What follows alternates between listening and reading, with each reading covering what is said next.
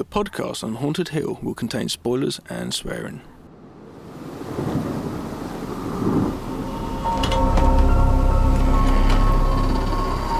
I am the devil, and I am here to do the devil's work. Please so this, Michael. Be one of us. I didn't tell you my name. Hang up. I didn't tell them my name. They're all a part of it. They're all parts of it. Come. It is time to keep your appointment.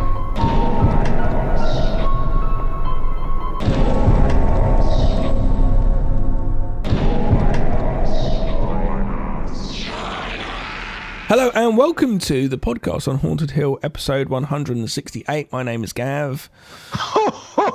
Oh, who's this? Merry Christmas! Oh, that's so exciting. Gavin, you've been a very good boy this year. Do you want to sit on my lap? Oh, no, not really. Tell me what you want for Christmas. I think you've pissed yourself, so I'm definitely not sitting on your lap. Christmas. I want a big wooden Ooh. box. Oh, yes. To sit on. Mrs. Claus has got a big wooden box. Do you want to fill my sack? This has just gone really bad. No, I don't want to, Father Christmas. You're coming across as a bit pedo-like. Let me take the beard off. It's me. Oh. It's Dan. Dan, you had me going. I'm not the real Father Christmas. The real Father Christmas is currently hard at work, getting everything ready. I'm glad you said at work when you said that. Hard at Mrs. Claus' box. He's currently hard in the elves. Merry Christmas, everybody. Thank you for coming along this Christmas white journey with us. Jesus Christ. White Christmas journey? It's a white Christmas journey with Dan and Gav. Jump on the little train. Here we go. It's a little festive train we're on. You know. We love our Christmas episodes. So this is another one. This is our 11th Christmas episode, I believe. This means it's the start of our 11th year of podcasting, because our first ever episode was a Christmas episode 11 years ago. Yep. So not only do we both love Christmas, but we also, get to sort of mark another year of podcasting together. So indeed we do. Here we are. I hope you're all well. Hope you're all having happy holidays, Merry Christmases, and all the things in between. And getting in the spirit. I'm certainly in the spirit. Gav's kind of in the spirit. But I'm making up for it. Gav doesn't have a tree yet, but I've got 2 trees in my house. So it's making up for my lack of a tree. Yeah. Might I add Christmas trees in my house? I haven't just had like a terrible tornado blow trees in through my windows. No. I've got 2 Christmas trees. No, I'm not as festive as I used to be. A lot more festive. If you go back, listeners, to some older episodes where me and Dan are drunk around a fire doing the podcast, which is the odd episode, early on ones. I was a bit more festive then, but it's not so much now. I am wearing a Christmas Wu-Tang jumper, if that helps. And I'm wearing a Christmas tree jumper with a big star on the top. It's very pretty. It is, thank you very much. Yes, we hope you're all well. We hope you're getting into the festive spirits and watching lots of Christmas films and Christmas horror films and listening to Christmas songs. And it comes in so many different ways, doesn't it? Festive spirits. You could be alcohol, ghosts, or just cheer. Festive spirit. Free spirits at Christmas. Or you could have a white Christmas if you wanted to as well. If that floats your boat, fantastic. You could have a green Christmas if you want to have a bit of a Bob Marley Christmas. You can do it any way you want, really. If you just want to eat some mince pies like me. Well, I was just saying that there's 3 different versions of spirits at Christmas. Oh, sorry. You're just going off for one on drugs. The rainbow of drugs which you could have at Christmas, but Dan's a very sensible parent nowadays. So imagine Christmas Day on mushrooms. That'd be interesting. I guess. I don't know. I've never done mushrooms, so I don't know. Yeah.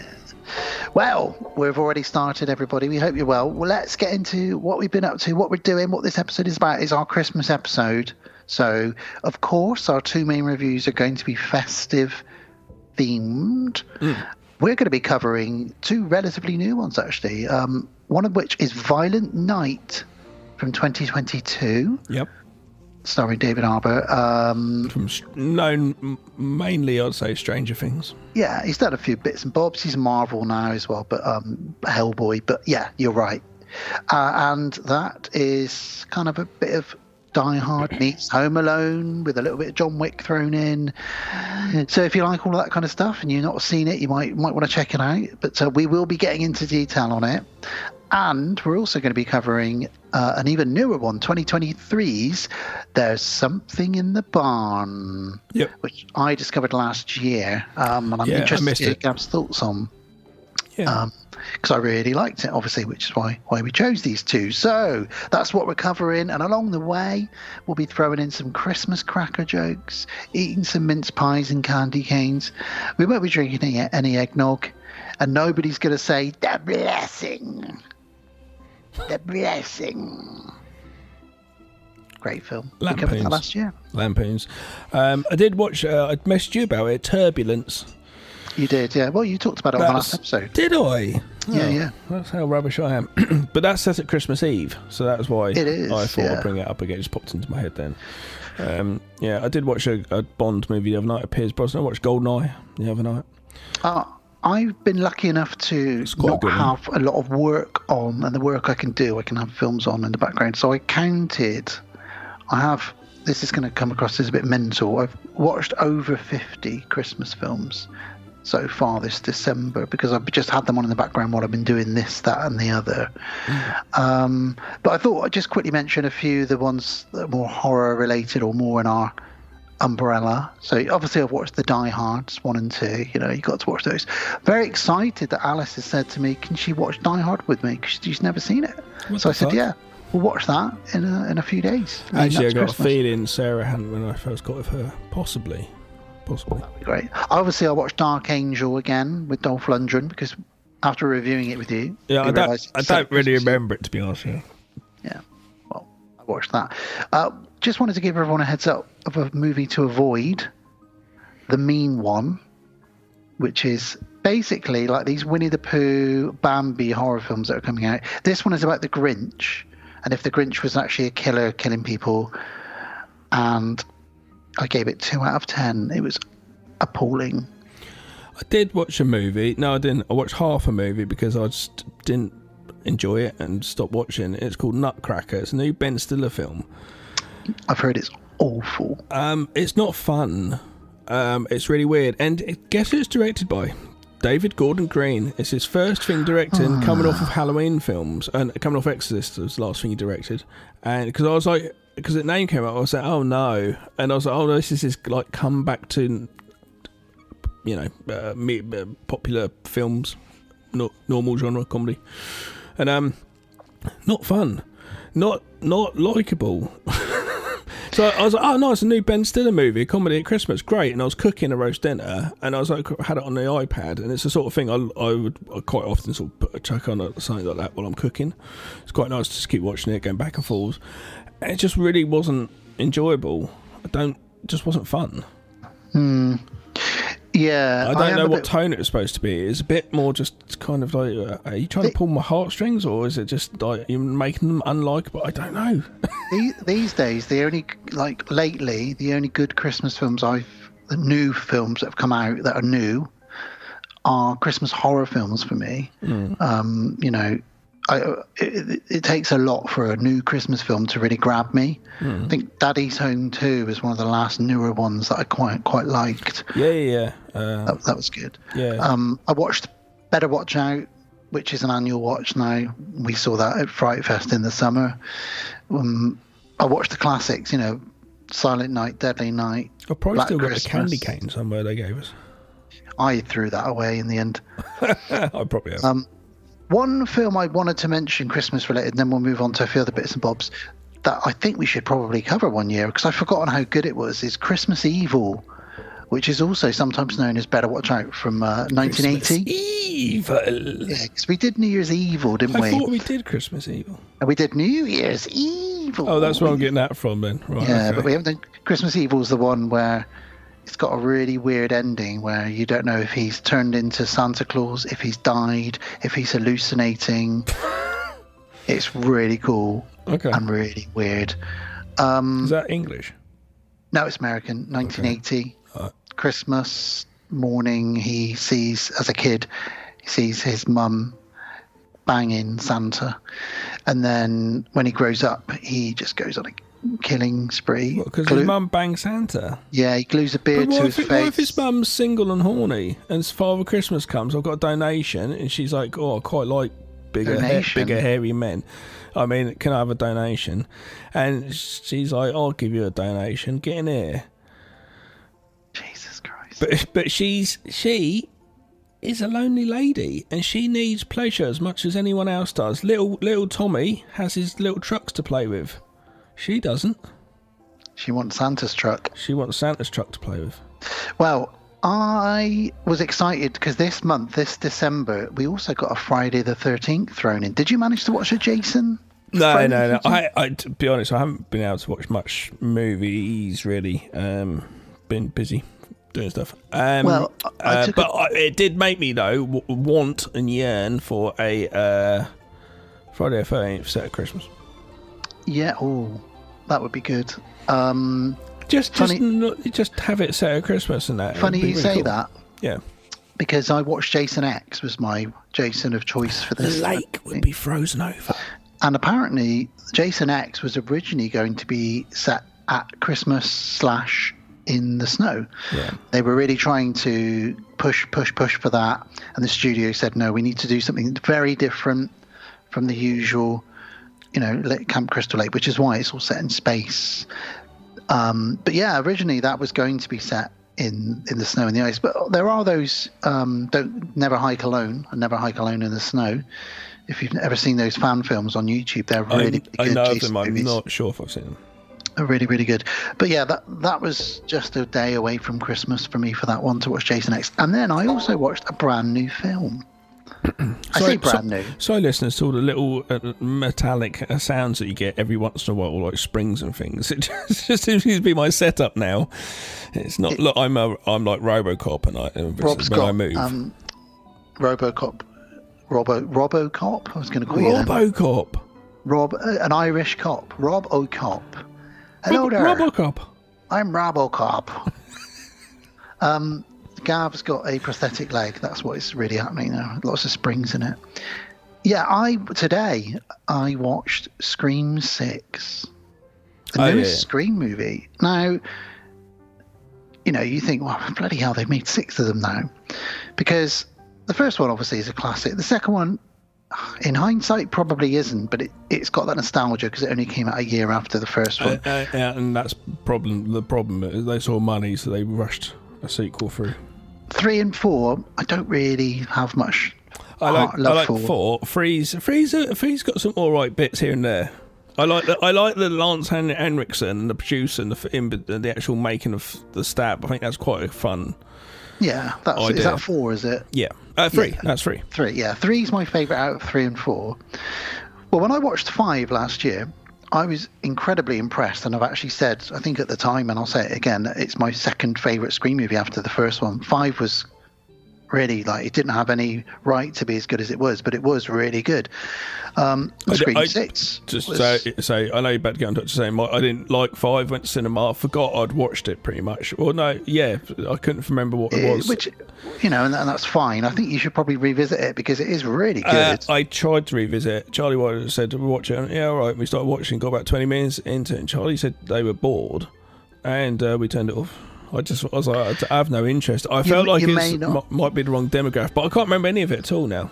Well, you may not like number 7 then, number 6 then, but it was really good. It's not as good as number 5, but it follows on and taking is it it to back New in York. Woodsboro, or is it still at Woodsboro? No, it's in New York. Yeah. And that's the good thing about this. And there's a lot of references in it to, weirdly, because it's the directors of Ready or Not. And they wanted to, they're big horror fans, and they wanted to put a few little references in there. And there's a couple of weird Jason Takes Manhattan references in there, just very small ones. Lots of meta references. But this one is all about, each Scream movie is about a certain aspect of horror. This one is about the franchise and where does the franchise go when it gets to like the 6th entry, for example? And can you kill off legacy characters? Can you do this? Can you do that? Can you bring people back from the dead? And it's really cool, really well done. For the most part, quite likable characters, and just a good follow-up. Pairs really nicely with 5. You could watch 5 and 6 back to back, almost like they weren't even Scream films, but obviously they are.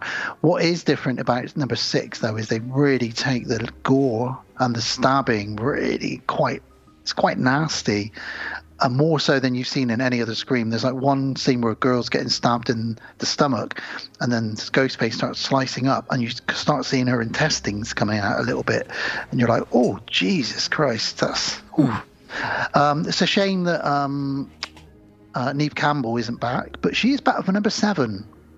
So they are making number 7. It's in production at the moment, and they brought her back. They're giving her enough money to be in it. Yeah, strange. I don't know. And apparently that might be the last one, because the directors, I think they did the 5th one as well. So they wanted to do 5, 6, and 7 as the final sort of trilogy chapter and everything. And it's great. I think they've done a great job. Courtney Cox was fun in it. And if you haven't already seen Scream 7 and you're in the UK, it hit Netflix this week. Scream 6. So 6, sorry, I keep saying 7. I realised I've got Paramount. I could have watched Scream 6 months ago, but I haven't. I think it's I don't know. I feel I might be the wrong generation it's aimed at really now. I feel a little bit maybe. But I'm your generation. I know you are. You are more likeable towards things than myself, I think. No, but I think watching it on your own without Charlie or anyone else there, not in a cinema, you might enjoy it. Yeah. I think sometimes you just need to watch stuff on your own. Because if I'd have been watching it with Alice in the room, I would have been distracted. She would have been talking to me. She'd been asking, but I watched it in the cinema. I wasn't distracted. I was really looking forward to it. I was really excited because it's a Scream movie in the cinema. And then, I just didn't feel it for myself. What I like about 5 and 6 and 1 is that they do try to talk about horror and the tropes, and they get it right for the most part, but they're very clever with it. Obviously that was the whole thing with the first Scream movie, it was the meta stuff, but I won't keep harping on about it. I just would highly recommend Scream 6. It's not as good as 5, but it was for a 6th entry in a franchise that you thought was dead, pretty decent. I'd watch it any time over all the Saw movies that have come out. Talking of which, we've got some news, some horror movie news, some Hollywood news, and a bit of real life news as well. Not our lives, but if you live in New Jersey, we'll get into that in a minute. You might already know where I'm going with that. So I just wanted to talk about some of the stuff that's coming up soon for horror, because we're at the end of the year now, really. And there's been a few trailers as well. 28 Years Later trailer came out. Did you manage to watch that, Gav? Yeah. I'm quite excited. A lot of it was shot in the West Country near me, and it's got a good cast in it. I was really hyped for it, and then I heard a piece of news. This is the first in a trilogy. Oh. Okay, here we go. Franchise. This is what the Scream 6 talks about, you see. Now, apparently they've shot 1 and 2 back to back. Okay, I can forgive that when they shoot things back to back, but do you really need it to be a trilogy? Just make it the third one. It would be perfect if this was the third one. It's zombies. I'm not excited for zombies. I'm excited for the comeback of Danny Boyle. I'm excited for the comeback of Alex Garland. Yeah, totally. We've made a decision because me and Ben were designing essentially a zombie movie, but it's actually a movie where a situation could be anything could be attacking. I would do a werewolf, but we couldn't afford to make a werewolf costume really, like a good one. But we're going to come up with a new creature because it's like, let's not do zombies. It's just so zombies. I think zombies had their time. They've had their time. Walking Dead, there was a point where everything was zombies. Walking Dead really pushed it out there to the point I was like, season 5 I kind of gave up. I went, no more. Yeah. Well, the trailer for 28 Years Later looks good. The film looks good. It's got Ralph Fiennes in it and a few other bits and bobs in it. I will be checking it out. I am a bit gutted that I know now that it's going to probably end on a cliffhanger, and then I'll have to wait for the second of the 3 to come out. So it's basically like a TV series sort of thing. Yeah, but whatever. We've been waiting for years for a third one, so we're getting it. I've not really been bothered. Okay, but I knew it already made sense. 28 days, 28 weeks, and 28 years always made sense to have it that. But they should really just do 28. What they could do: 28 years, part 1, part 2, and part 3. Well, no, the second one is called 28 Years Later: The Bone Temple. Is that your house? That's what I call my house. Is that your toilet? No, that's my bed. Moving on. Other bit of news: Return of the Living Dead are returning. We got a teaser trailer for Return of the Living Dead, which is a direct follow-on from the 1985 movie, set at Christmas. So this will be out in time for next Christmas 2025. And it's now been confirmed there are 2 Return of the Living Dead movies coming out next year, which I haven't read anything about the second one. I only know 2 more zombie movies. Yeah, so another couple of zombie movies. They're coming back. But like I said, though, recently I watched end of some point in October or before October, I don't know when it was. I just wanted to watch something and saw it, and I was like, fuck yeah. Put it on. And I was like, man, this movie fucking rules. It is so good. Everything in that movie is so good. There's so many good things in that film. We have to cover it because it's so good. What was it? What, Return of the Living Dead? Oh, yeah. I cannot believe we've never covered it. No, it's so good. Like the acting, the storyline, the effects, the music, the punk crew in it, like so many good. The comedy, it's all done so well. And then there was nothing like it at the time. No, and it's really weird when you're younger, when you're sort of getting stuff out from the video shop and shit like that. You kind of you're a sponge to it all, but you don't really elevate or put things. You say, oh, that's like, I really like that. You can tell when you like a movie and that's quite a favorite, but you don't really differentiate different films so much. Nowadays, we can look at it back and then go look back at films and go, oh, that is shit. And look at back at things and like Return of the Living Dead and go, that's really fucking good. That's like a really good movie. Well, it was in that sweet spot in the mid-80s where we were people were pushing what they could do with practical effects. And then there was some comedic writing being thrown into some of these movies. And there was that turning point, and you can see the turning point in the Jason movies with Jason 6 was around about that time, and that's where the comedy started coming into that. Yeah. So there was that point in the mid-80s where it's just a really fun movie. Yeah, you want to have fun. It's like, I want to go along and watch a scary movie, but it's got boobs in it, it's got gore in it, it's got talking skeletons, and it's got deep. It's deep as well, with the skeletons on the bed saying, I can feel myself rotting. And stuff. It's just like, what the fuck? It's really, really good. So then I was like, oh, that's a part 2. So I watched the trailer for part 2 and I was like, I remember this. This is shit. Well, there's 5 of them in total. Yeah, but I mean the original ones. And then, obviously the part 3's got the kind of gothy chick. Pierced up girl, yeah. Sexy, yeah. And there's 4 and 5 zombie. which are appalling. 4 and 5 are absolutely appalling. Yeah, I couldn't tell you what goes on the nose. But that first movie's really good. So the thing is, I have to do it nowadays with everything. It makes me really boring or rubbish in some ways. I have to kind of flat line everything that goes on in my life, so I don't get too excited, so I'm not disappointed. Do you know what I mean? So I will wait for the film, and I won't get excited. I'll just watch it. So that way, hopefully it's good. Well, another bit of news before we look at films that are coming out end of this year and going into next year, horror films.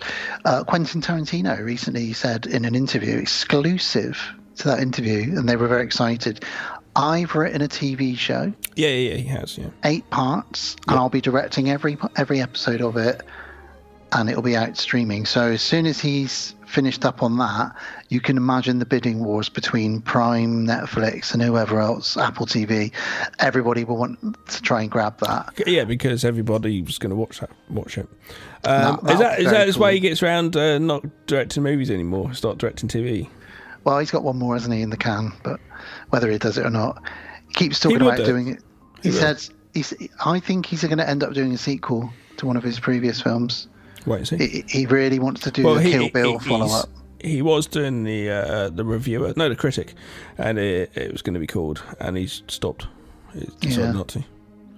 We'll see what happens with that. And Did then you know Ben Adam Sandler was supposed to be and was written for many, many years to be the Bear Jew? Yes, I did. I did know that. And he was gutted that he had to do something else and couldn't do it. So Eli Roth stepped in. Yeah. I did know that, yeah. I like Adam Sandler when he plays straight. A couple of movies coming up then. This month, we got Nosferatu hitting cinemas. Robert Eggers. Yeah, so I will, I'll be... I'll try and get to the cinema for Sarah's that. beginning of January, so I will go see that with her. It's going to be good, I think. It's going to be good. And then going into next year, then we've talked about some of the sequels, like 28 Years Later. We got Megan 2.0. I really loved the first one. I only saw it recently, so I'm excited to see that. I will watch that. Oh, I did watch a horror movie. Oh, hello. I watched one with Megan Fox as an AI. Yeah, Subservience. I quite enjoyed that film. Yeah, not because of Megan Fox, Sarah. Before you think that, because she is very plasticky looking. Do you know what I mean? She is quite plasticky looking. But it's like Arnie was really good as a Terminator, because like acting is, you're not going to give Arnie an Oscar for acting really. Well, Sylvester Stallone's quite good, but that's completely different thing. So Megan Fox actually as an AI, but being like an AI which is so well developed that it's human-like. It's quite good. I quite enjoyed it. Towards the end, I think it got a bit shit. She's been in a couple of horror movies that I've enjoyed, actually. Megan Fox. Yeah. So that's just it, Netflix, and I'll be checking that out probably over the next week or so. I think I'm not spoiling anything, but yeah, I think towards the end, I think I kind of just went there so much and chimed out a little bit. But the idea I like, but you know me, I like AI and I like the development of it in some ways. Hopefully in the good ways. Well, next year we are going to get a lot of sequels. We're going to get the 28 Years. We're going to get Megan 2. We're going to get Return of the Living Dead 6 or 2, whichever they decide to go with it. We're going to get Saw 11. We're going to get Final Destination, the new Final Destination movie. But we're getting some other stuff that I'm excited about, like The Wolfman. I'm really looking forward to Wolfman. I'm sure you've probably seen the trailer for Wolfman, have you? I think so. Yeah, and we're getting probably the one I'm most excited about next year. Guillermo del Toro's Frankenstein. Man alive. I don't know anything about it, and I don't really want to. I kind of want to just wait, really, and see it. But that should be good, I think. That should be good. Well, hopefully. Well, I mean, one can hope, yeah. Yeah. It depends how many executives have fingerprints on things. I'd also like to think that it'll be a good year for independent horror. And I reckon we'll probably have some bangers come out because they've been getting pretty strong, Indeed. I mean, while we're on a similar subject, I was just about to bring that up. Yeah. Well, for anyone who doesn't know, we both obviously love The Substance, but it's been nominated for 5 Golden Globes, which is incredibly exciting for a body horror film with a lot of practical effects in it. And if it does well in the Golden Globes, it will then potentially go on to at least be nominated, if not do well, in the Oscars the following month. So I'm really, really hoping that does well. Demi Moore and the other girl are both up for Golden Globes, as is the director. I think it might be up for Best Picture, Best Comedy, weirdly, and also Best Screenplay. So it's it's got to win something. Christ, it's fucking great. And yeah, that's it. That's all I wanted to talk about, really, is what's coming up, what we've been watching for Christmas. But there is one more little bit, which I know Gav's dying to talk about, Gav, and that is something in the sky. It could be Santa, it could be drones, it could be UFOs, but it's happening right now. It's been happening for about a month in New Jersey, in New York State. And Gav, what's been going on in the sky? This would be probably, if you listen to this one day, it'd be old news, I'm sure, and it'd be explained very easily. But I like Santa. I like UAPs, otherwise known as UFOs. So this I know isn't. It's drones. So it's not really my total field. I am though interested in what's going on the same as everyone else is. I think more so if you're in America, because obviously we can say hot off the press that we can probably pretty much say like you can relax a little bit. They're not looking to try to detect radiation from a nuclear device, which was a possible theory, because obviously it's a weird thing having all these things flying around and the government are like, okay, that's fine. So that means essentially the government are okay with it. I know someone that works in the British government, and they've been briefed.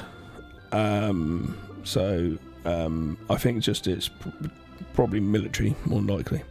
Yes, I mean, so to break it down, or it could be another division of military.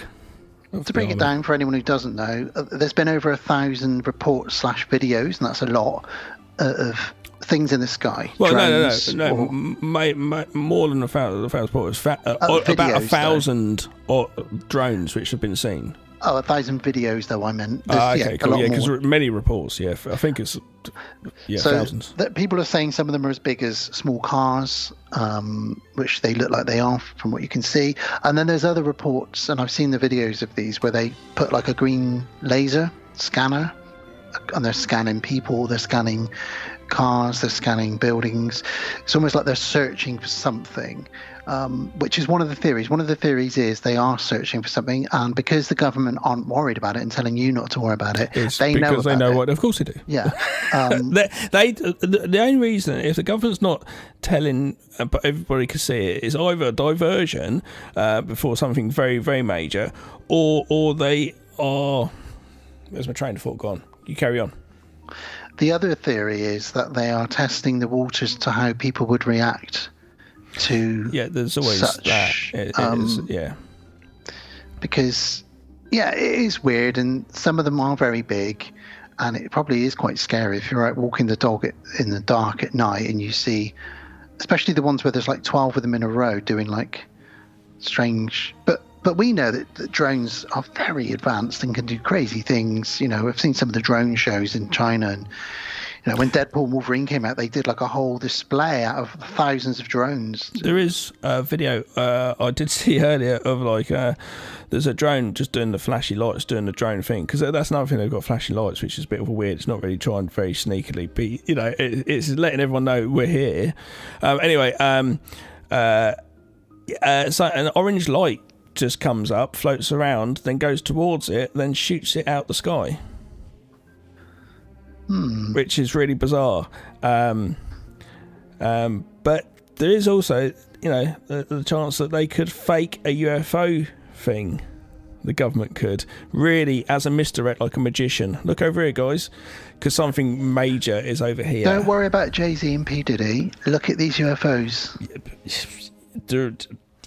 Have you seen the videos of people who have got like a laser pen?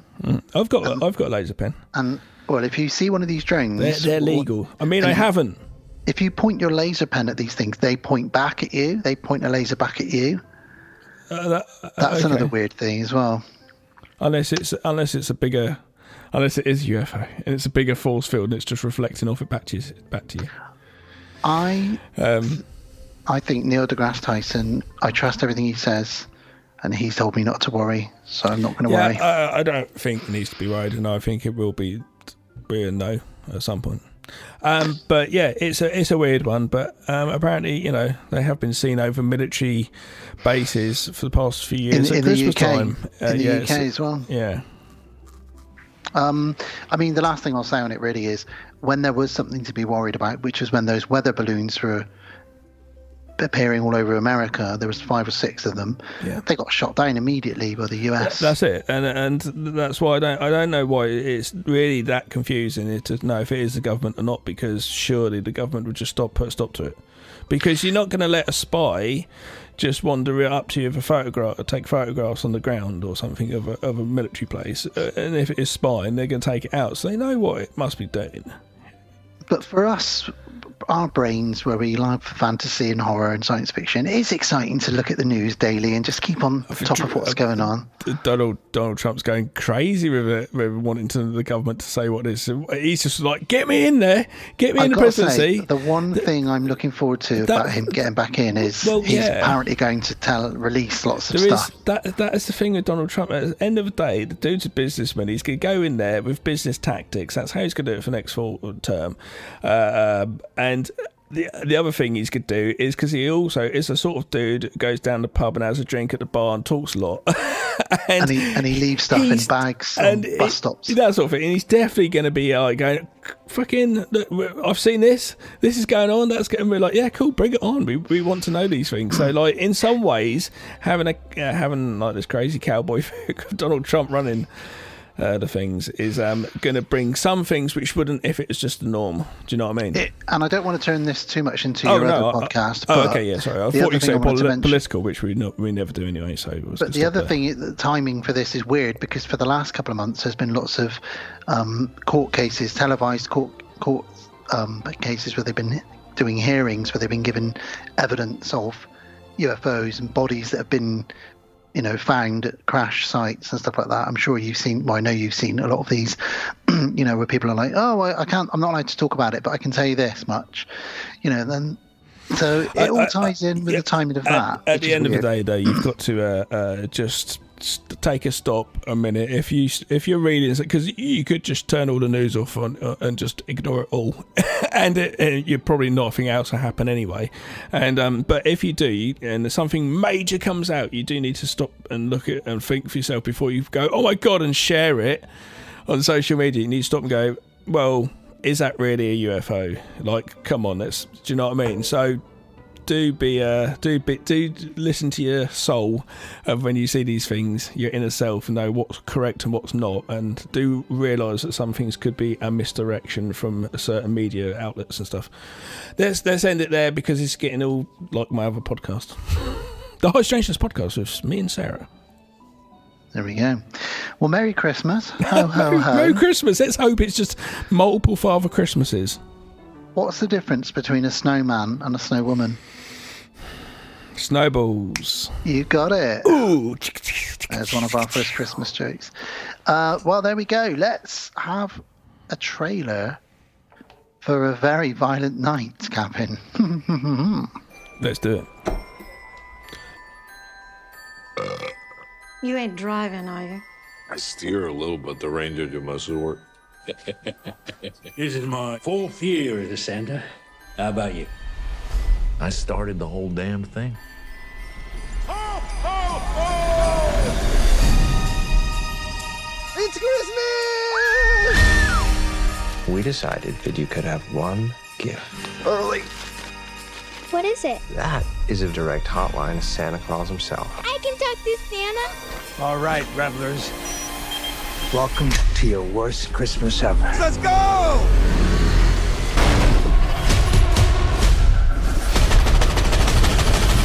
You have $300 million in your personal vault. That's what I want for Christmas.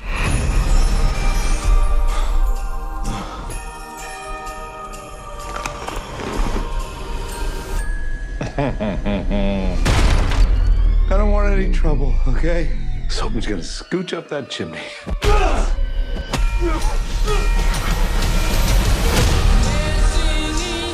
Who is he? Because it's not your typical mall Santa. Santa, are you there? Daddy said you were very busy tonight. My name's Trudy Lightstone. Are you gonna help us, Santa? Yeah, Trudy. Santa? You're on my nice list. Santa Claus is coming to town. Time for some season's beatings.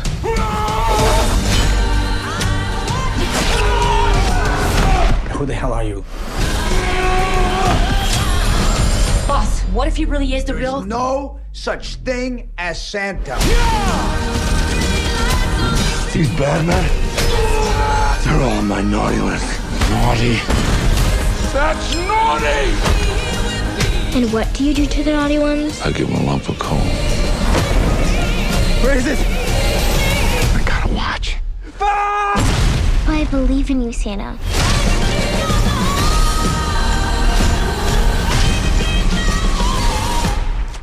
Come on. Violent Night from 2022, rated 15, an hour and 52 minutes. When an elite team of mercenaries break into a family compound on Christmas Eve, a disgruntled Santa Claus must take them out to save both the hostages and his holiday. Indeed. There's a lot of things to love about this, Christmas-wise. Santa. Yep. Some Die Hard references, some Home Alone references. John Leguizamo as someone called Scrooge, who's in Die Hard 2. Sorry. I've always liked him. Yeah, me too. I loved him in that. Most things, In that, Romero movie, the Dead movie. Land of the Dead. Land of the Dead. Yeah. We've also got Beverly D'Angelo in this as the grandma, which from National Lampoons. I watched this film last year. I managed to pick it up on DVD in a shop randomly, in amongst all these other random movies, like in a sort of antique type shop. It was really weird. Anyway, I was really stoked to get it, and waited till Christmas. Watched it last year, and I was about half an hour into it, and I went, "Is that Beverly D'Angelo?" And I didn't even know. Not to say there's anything wrong with her. She's just had plastic surgery, so her face has been pulled so tight, she looks like a different person. I know. She's great in it, though. She plays it very well. She plays it like exactly... She kind of looks like... She's cast very well, let's say. Yeah. Yeah, this... I love this movie. That's out there. Boom.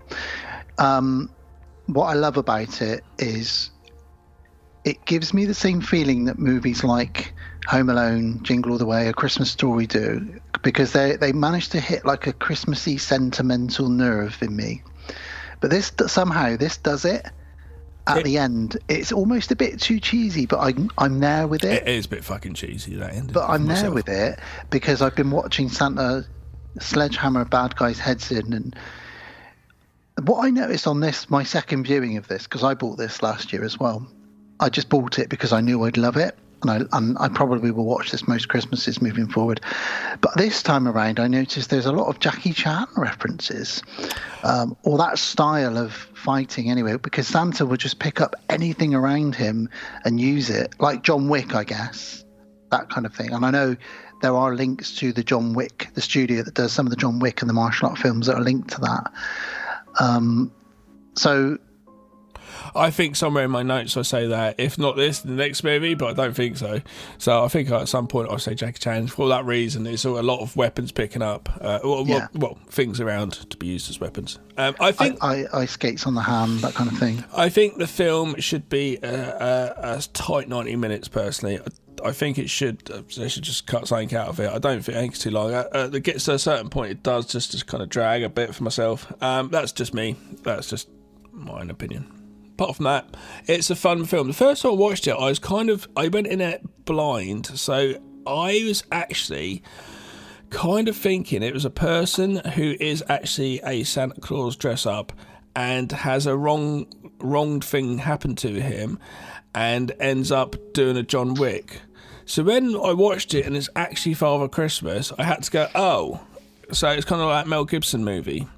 Well, I was going to say, it came out probably not the same year, but around the same time as Fat Man, which, again, just takes place in a world where Santa is real. So you have to get your mind into that, which is fine, but I wasn't. So when I went to watch this film, sorry to cut you off just then, when I went to watch this film first time, because I hadn't seen it, it kind of just did first spin me out for a little bit.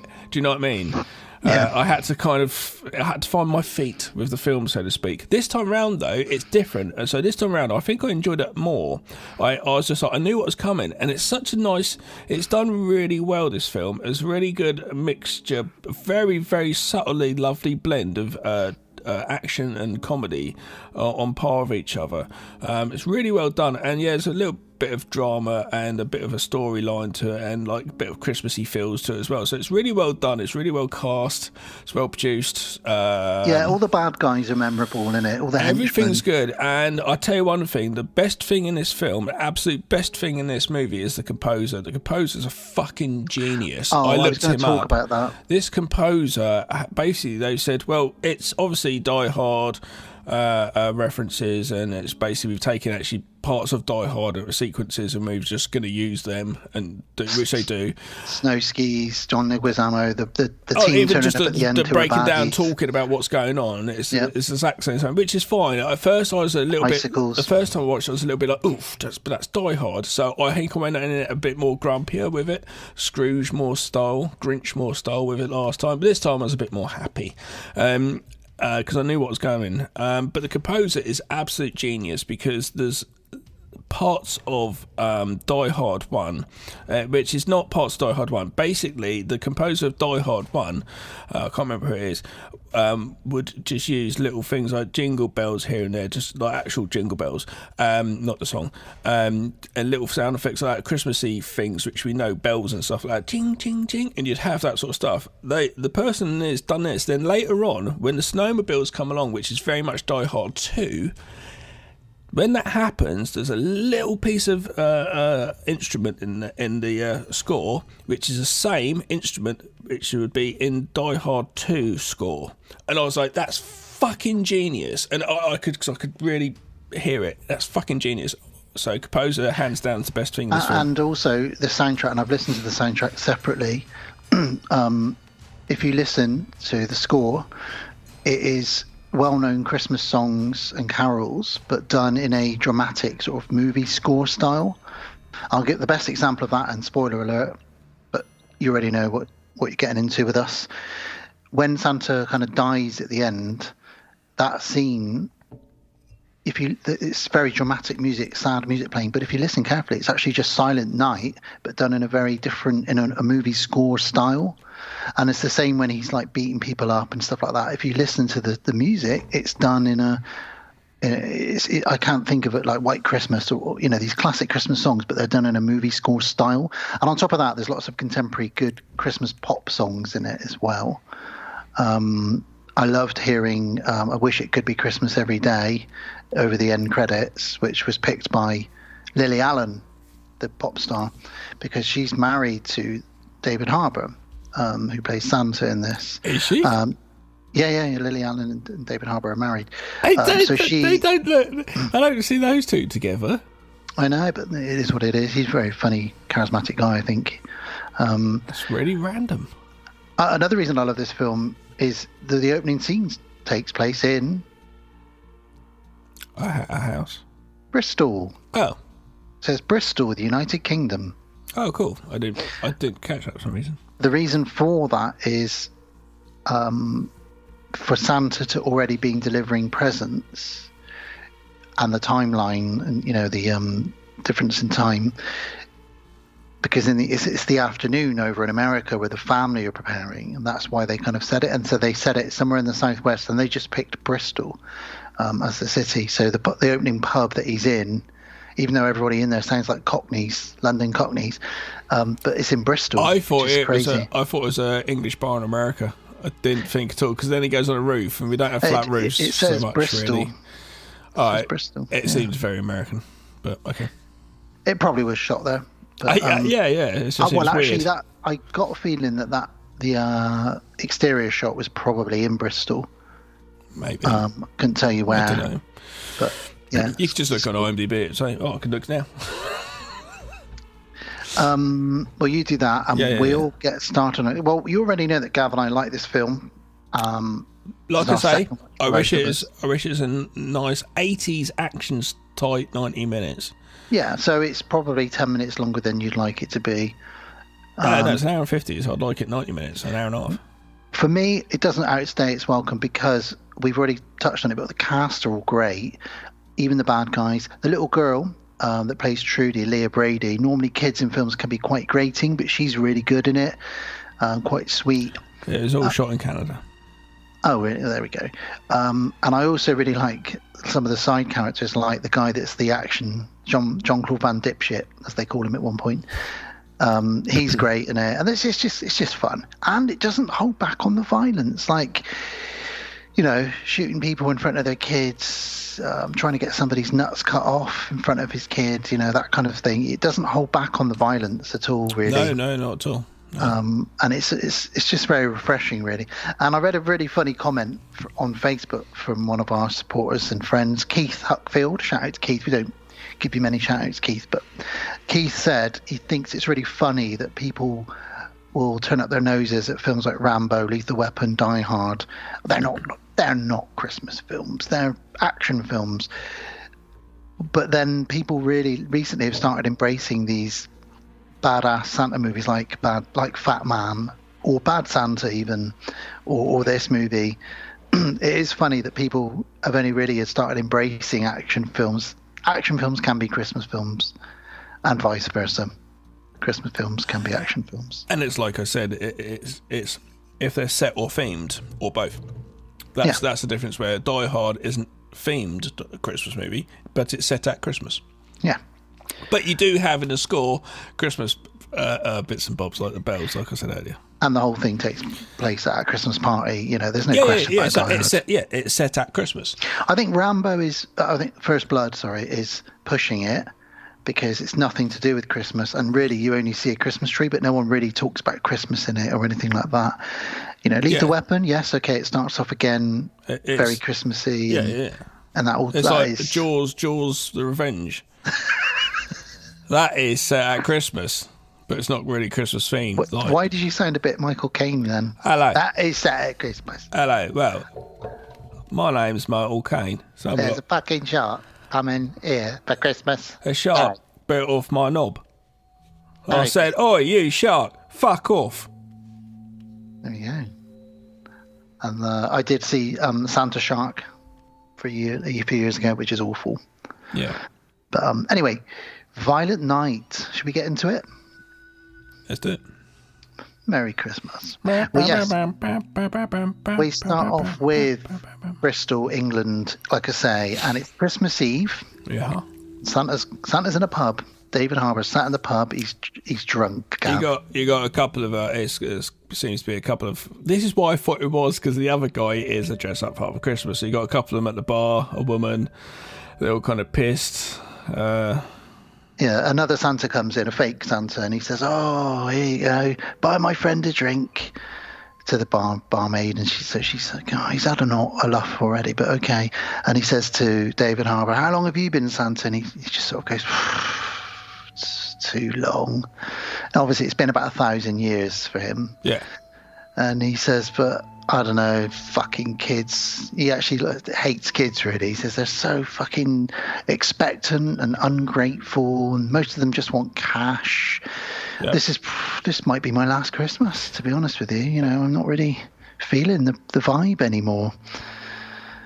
And they're just thinking he's just a drunk old shopping centre Santa, don't they? And but then when he leaves, a little bit of Santa magic happens, because he leaves a present. He says, "There you go, Sandra," to the barmaid. "There's a present for little Tommy, your grandson. It's that video game that he wanted." Yeah. She thinks, how the hell did he know my grandson wanted that video game? And how did he know my name and my grandson's name? And then he goes up the stairs. Where's he going? He's going up to the roof. Gav, wait, come back, Santa. Oh, for God's sake, I'm going to have to go after him. She gets up to the roof.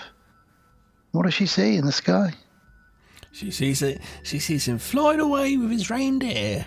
And then he pukes up over the side. Well, it's such a sweet moment. It really, and they've done it so well, because you're instantly like, the magic of like watching Santa Claus the movie or something, and you're like, "Oh my God!" She sees it, and she's like, oh, "He's real."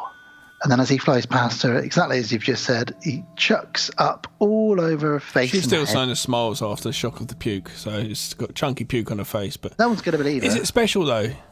You know, should I wash this off because it's Santa Claus's puke on my face? Should I scrape it off and put it in something? What would you rather have him do out of the sleigh all over your face? Would you rather have shit, cum, piss, puke, bleed? I'd rather have the piss, I think. Although he'd have to really be a good shot. But then he's Santa, so he's probably a really good shot. Bleeding is a bit weird. Yeah, just a load of blood just falls on you, like Santa's blood. Is that kind of like a Dracula type scenario going on here? Are we going to get fucking Santa's blood on us, and you turn into some sort of version of Santa? Yeah, you become immortal, but and you can teleport. A slightly different one, I reckon. Kind of a cross-raced, racial human Santa Claus mixed hybrid thing going on here. I think that's what's going on. Maybe that's what the elves are. They've sucked Santa's blood. Me and you, it's like kind of weird Father Christmases. Well, to be honest, you're sitting in your beard's got grey tinges, and you're in a red jumper. Yeah, not saying you're fat, but you're not. But you look Christmassy. Yeah. So we could be those hybrid Christmases, not Father Christmases, son of father, or father-in-law Christmas, or something slightly not as good as father. Cousin Christmas. Cousin Christmas. Sounds like a porn actress. Great. Well, this scene really sets up what you're going to get with this film, because you are going to get sprinklings of magic, that Christmas magic you feel from some of your favourite Christmas films. They managed to capture it very well, but then instantly ending in violence, or in this case, puke in the face. Yeah. And he flies off, and we get the title come up, Violent Night. And we immediately are in Greenwich, Connecticut, where we meet the main family. Very rich family. Apparently one of the richest families in America. And we see the parents, who are called Jason and his wife Linda. And they're on the rocks. Their marriage is on the rocks. And well, they've got. As far as I can establish, they've been, because I can't understand, because I'm in sort of the same sort of situation. They've been separate for a year, and they were married. We jump into it. It's not really spoiled. It doesn't matter. The mum, because as myself, I was trying to detect what is the issue, because they seem to be fine. What's the problem? Apparently, the mother is too sort of like overbearing. Mother-in-law, yeah. Yeah, well, it's his mother, her mother-in-law, overbearing, a bit of a, keeping them saying basically, I'll pay for everything, don't worry about it, but you do what I sort of say, sort of thing, under their wing a bit too much, and they need to get out of it. So, well, she is incredibly rich businesswoman, Beverly D'Angelo, as Gertrude, and yes, so she has a daughter and a son. The son being the dad of this family we're seeing at the moment, and the daughter's got a thing going on at the house we get to. With Jean-Claude Van Dipshit. And basically, they kiss her ass. Their whole life, they've been kissing her ass because they want the inheritance. They want the money. They want to be in the business. They feel like they can't leave the business. He's not as bad as her. Yeah, he's not. That's the dynamic. So that's part of the reason for the split up. And they've got a daughter called Trudy, played by Leah Bradley. And like I said, she doesn't great. She's one of those few rare child actresses in a film, especially in a film, Christmassy film, that doesn't grate on you. She's really nice, and she sort of makes a little comment like, hey, I watched this old movie called Home Alone yesterday. Really old movie. It was great. So she's got that in her head. So bear that in mind for later on when she's setting up traps and stuff like that. And that's quite cool. It's actually a kind of very nice way of homaging something to actually mention the thing directly. Yeah, well, they do it with Die Hard as well, don't they? Die Hard on Blu-ray, he says later on. Yeah, they do. They know everybody's going, oh, that's Die Hard. I mean, you've got John Leguizamo is in it again, Yeah. You know what you're doing, really. But they were so pleased when they got him on board. They must have been so happy. So that's the dynamic, exactly as Gav's described. We've got this couple who are getting back together for Christmas, just to sort of hang out with the in-laws, his mum. There's no sign of the dad, so I'm assuming he's dead. I think he is. I think they mention it later on. And they get to the mansion, Gav. Fucking huge mansion, isn't it? It's got security in a little booth at the end of this massive sort of field. You can't get past the security guard, obviously. There's like staff, butlers, everywhere. And on top of that, there is a catering company, which we're going to find out a bit more about in a moment, but a naughty catering company, shall we say? It's that mid to late 80s, going into 90s action film, really, isn't it? The the setup of the catering company, who are bad, naughty catering. They're not really a catering company. They don't have their hygiene certificates. Guaranteed. They've got gun certificates instead. But they're so rich that, I mean, Beverly D'Angelo Gertrude, she's so rich that just for her 2 siblings and their children and partners, she's got this mansion, obviously, where she lives, but she's got it set up like fucking Santa's grotto times 1,000, with presents and, you know, decorations everywhere. There's booze everywhere, mince pies. It's just like a dreamland. It's like Willy Wonka's Christmas land, and it's brilliant, and I wish I was there. But yes, so with the rest of the family there, like I mentioned, they are all very mean, especially his sister, Jason's sister, Alva. And she's there essentially with her boyfriend, who is like a bit of an action star, but not. Apparently he's only big in certain parts of Asia. I love his Christmas present to Beverly D'Angelo. It's basically an info pack of my next movie. I want to make. Do you want to fund it? So my present to you is you giving me money. He says the best presents are opportunities. Yeah, he's saying it's an opportunity. That's brilliant, and that's it. And in his head, he's like Van Damme in his heyday, you know, or Chuck Norris or Seagal. He's like, I can take on anyone. Yeah, I think he thinks he's like Brad Pitt or something. But later on, he's going to be put in a terrorist situation and realise.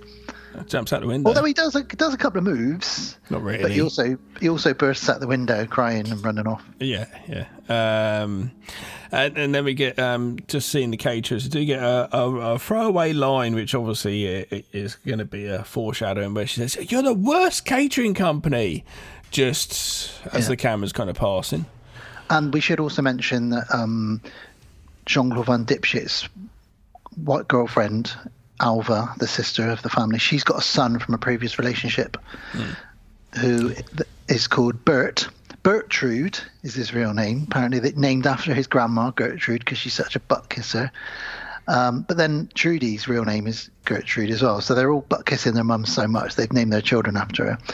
But Bert is a TikToker or a streamer, and he likes putting everything online, and he's like living that rich lifestyle, hashtag, you know, this, that and the other. And fucking dickhead. He is a little shit, isn't he? I was hoping that a grown man would punch him at some point or shoot him.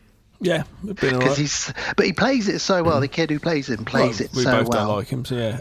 And we've seen this dynamic in many a film, like sort of your Knives Out type movies and all these sort of things. Like families go along to Ready or Not stuff. Families all gather together in a big house, and shit goes down in the house. So everyone, Lampoons, and this film's basically National Lampoons as well, really, isn't it? Okay. That's what pushes so many buttons for me. Well, while all that's happening and they're all getting together, we get a little montage of Santa doing what he's doing. So this is we're pulling back the curtain here, and it's not that magical thing we've all been told. He is drunk. He's going in and out of people's houses, eating mince pies, tripping over. I'm totally lying. The next film is definitely National Lampoon's Vacation. Wrong movie. That too. That too. But the next one has got some of these elements as well. Yeah. So Santa is getting more and more dejected. Every house he goes into, under the tree. He's getting his present giving montage. There's Amazon Prime boxes. He's like, what's the point? One of the gifts is money, and he's putting cash in one of the stockings. And he's like, why am I even bothering? And we find out later on that his magic, the stronger the belief in him, the stronger his magic and the stronger his strength. So obviously he's probably going to be losing some of his strength, because every year kids just want money and PlayStations. So he just can't be fucked anymore. What's the point? I start to feel like that as I get old. My kids get old. It's a very funny scene, though. Very funny montage of him up and down chimneys. So we can see that he can do his chimney thing. Oh, which is funny because that comes into play later. One thing earlier on when we see the douche martial artist, when he's all of a sudden the woman says, "Kiss me in front of my son," and just starts snogging, and it's like, why do you need your son to see that? I don't understand what lesson this is for your son. Strange. It's very strange. Poor little Trudy, she sets out some treats for Santa, a cookie and some milk, and a few little bits and bobs. And then her dad, Jason, realizes, oh shit, I haven't really got her anything. Like, how am I going to do the whole Santa thing? So he runs off back to his old games room and he finds a walkie-talkie. And this is all very good setup for how other characters can talk to other characters and stuff. And he gives her a walkie-talkie and he says to her, look, this walkie-talkie is a magical walkie-talkie. He might not answer you, but if you want to talk to Santa, just talk into this walkie-talkie and he'll hear everything you've got to say. It's a hotline to Santa. He gives her a kiss goodnight. And she says, and they hear outside the door as they shut the door, and she says, hi, Santa. My name's Trudy. The biggest thing I want for Christmas is my mum and dad to get back together. Oh, Gav. It melts your heart. And they look at each other like, because they've clearly still got feelings for each other, but he hasn't got any backbone to stand up to his mother yet, which is what his wife just can't take. Yeah, I did like earlier when the mother, the grandmother, the mother turns up and they're all sort of like, quick, get in line. And says, what's your angle, man? Because he's like chilling at the back because he doesn't have, but he does though, because he's basically, well, it's not a spoiler, he's basically already stolen her money, 300 million, I think it is, or 30 million, hidden it outside to get it later on. It's such a dumb thing to do. Why don't you take 2 million? Do you know what I mean? Like, it's a really weird thing to take so much just because it's there. You don't, anyway. Yeah. Greed. So he's just as bad, to be honest with you, as all of them. I don't think there's anyone good in this, really. Well, we cut quite quickly to Santa arriving at this mansion. He lands on the roof. He steps in reindeer shit. Which one of you fuckers did this? He has got shit on there. And then, if it was you, I'm going to kick your... Rudolph wouldn't have pulled this shit. Remind me of Beans a little bit. I go, Beans. But they kind of like laugh at him a little bit, don't they, the reindeer? And they really get a little fun moment much later on. You think the reindeer are little dicks when they run away, but you realise why they run away later, which is brilliant. So then Santa jumps down, he magics himself down the chimney, and he lands and he eats the cookies that Trudy's put out for him. He eats a candy cane. He helps himself to the booze. A booze cabinet, and he's like, oh, very well, 100-year-old wine. He starts drinking it. Then he finds a massage chair. For some reason, this reminded me of you, because if you were Santa and you were in a room with, not that you drink anymore, but if you found some booze, I don't know why, I see you sitting in a massage chair. Can I actually got my notes that not that long ago I sat in the exact massage chair. There we go. I know you well. Because occasionally I work in places, they have rooms for relaxation, these very luxurious places, and they sometimes have just these fancy chairs, and this one's in there, and do you know what? It hurt my back for 3 days. You get in there and you go into it, you feel like you're in the flight of a navigator or some shit. You're cocooned in a chair, then all of a sudden it's like fists are in it going pushing on you so hard that it hurt. I've done it at airports, but the ones you see at airports, I put a pound in. Yeah. And exactly that. It felt like somebody was like really pushing it, your kidneys and shit. Oh my god. Oh fuck. I wasn't expecting it. It was like the chair. It was like sitting in the chair from Ghostbusters. I thought it was going to be good. Imagine the chair from Ghostbusters sitting in that and all the hands in that. Yeah, and you're like, basically. Hang on, this isn't a massage. But they're trying to fist you. It's P. Diddy in a chair. Jesus Christ. Alleged. Do you know Beverly D'Angelo was 75? Yeah. Fair enough. 10 years younger than my dad. She doesn't look a day over, I can't tell, because she's had so much plastic surgery. But there we go. What if my dad should get some plastic surgery to look like that? Jesus Christ. Not like I look like Beverly D'Angelo. I want me to look like this. It's not a hairdresser, sir. Yeah, well, some people do it, don't they? I want to look like Barbie. I want to look like Ken. I want to look like Brad Pitt. Yeah, we did an episode on it on the High Strangers. You did. Yeah. Now, while Santa's upstairs relaxing in this chair, the bad staff make their move, the catering firm. They all get a little beep, beep, beep, beep, beep on their Apple Watches. They sync their watches up, and it's time for them to make the move. They pull the Wi-Fi and the phone lines to cut the communications outside of the house, and John Leguizamo shows up, aka Mr. Scrooge. Now, the cool thing is they've all got nicknames. They've got Krampus, you've got Gingerbread, Candy Cane, Mr. Scrooge. They've all got nicknames, these bad guys. You know, this is Gingerbread checking in, this is Scrooge checking in. And I really like that. That was really cool. And again, to give hats off to the composer again, when we get cut in between Santa Claus having a drink, his legs up, just trying to enjoy himself, all he's got left for his giving out presents and shit. When we cut back and forth to the action scene and back to that and juxtaposition in between both scenes, we get an incredible light-hearted through both of them, but slightly dramatic action score cut to real light comical almost for each side Christmas, and it's done so well. Honestly, if you watch this again, listen to the score, it's incredible. You might not notice this on your first, maybe even your second watch, but David Harbour, he plays Santa very well, and I know he's a different Santa, but the way he sort of balances glasses on the end of his nose, or inspects the milk and then he drinks it and sort of says, skimmed. But he does things like you'd expect Santa to do, like an old man that's been doing this for 1,000 years. He plays it so well. Like nothing's new to him. He's seen it all. It's really fun. Jason tells his ex-wife or current wife, separated wife, Linda, look, I'm actually thinking about quitting the family and leaving the family business behind. And maybe me and you could just start again with nothing to do with my mum, my brother, my sister. I just want away, me, you, Trudy. And just as they're getting into this deep conversation and she's thinking, oh my God, he's actually getting some backbone, they hear gunshots and Santa hears them too. And the caterers have killed all of the actual butlers and the real staff. I've got to say, if anything, though, it's made Santa Claus's night a bit more exciting. But surely, I guess, over the years of doing this, he's seen shit happen and he's obviously, I'm the fuck out of here, hits his nose and just gets the fuck out of there. Well, he immediately shits himself, like, he kind of rolls his eyes. He's probably like, not another shooting or something. And the family say, we're heading to the panic room. And they're like, follow Gertrude, follow Grandma to the panic room. But before they can get there, Scrooge turns up, a.k.a. Mr. Leguizamo.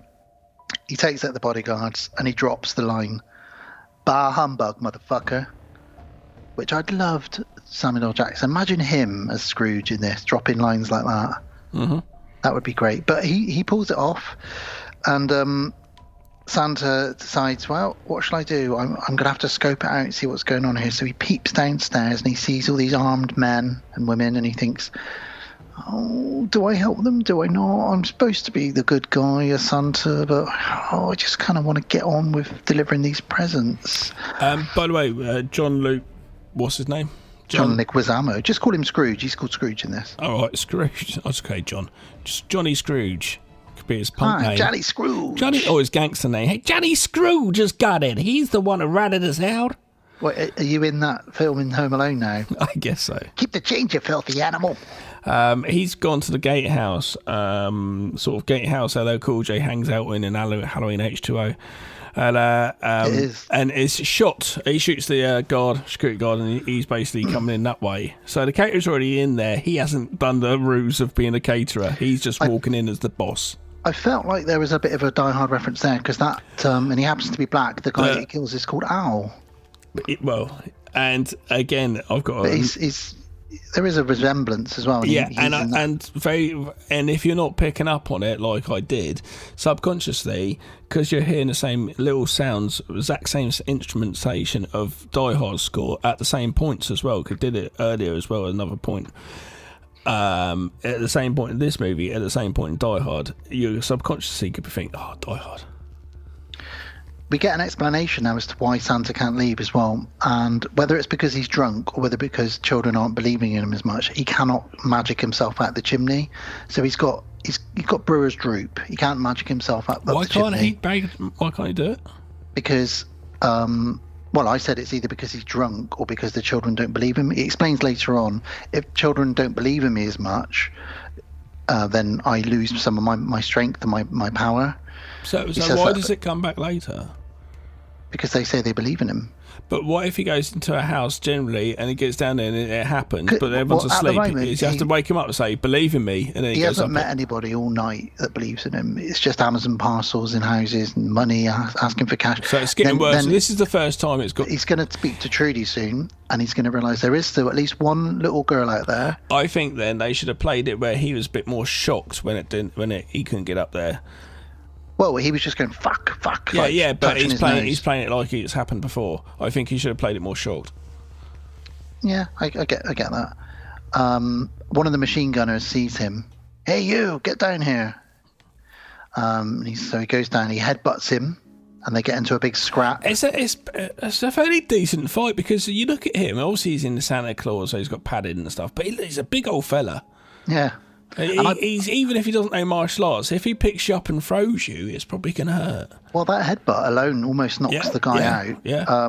And then he takes the guy out and eventually knocks him out, and the machine gun goes off, blasts through the roof, which scares the reindeer, and they fly away. And he said, "No!"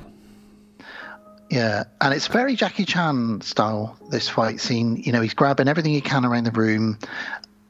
It's just a great bit of action, as is all the action in this, really, and funny as well.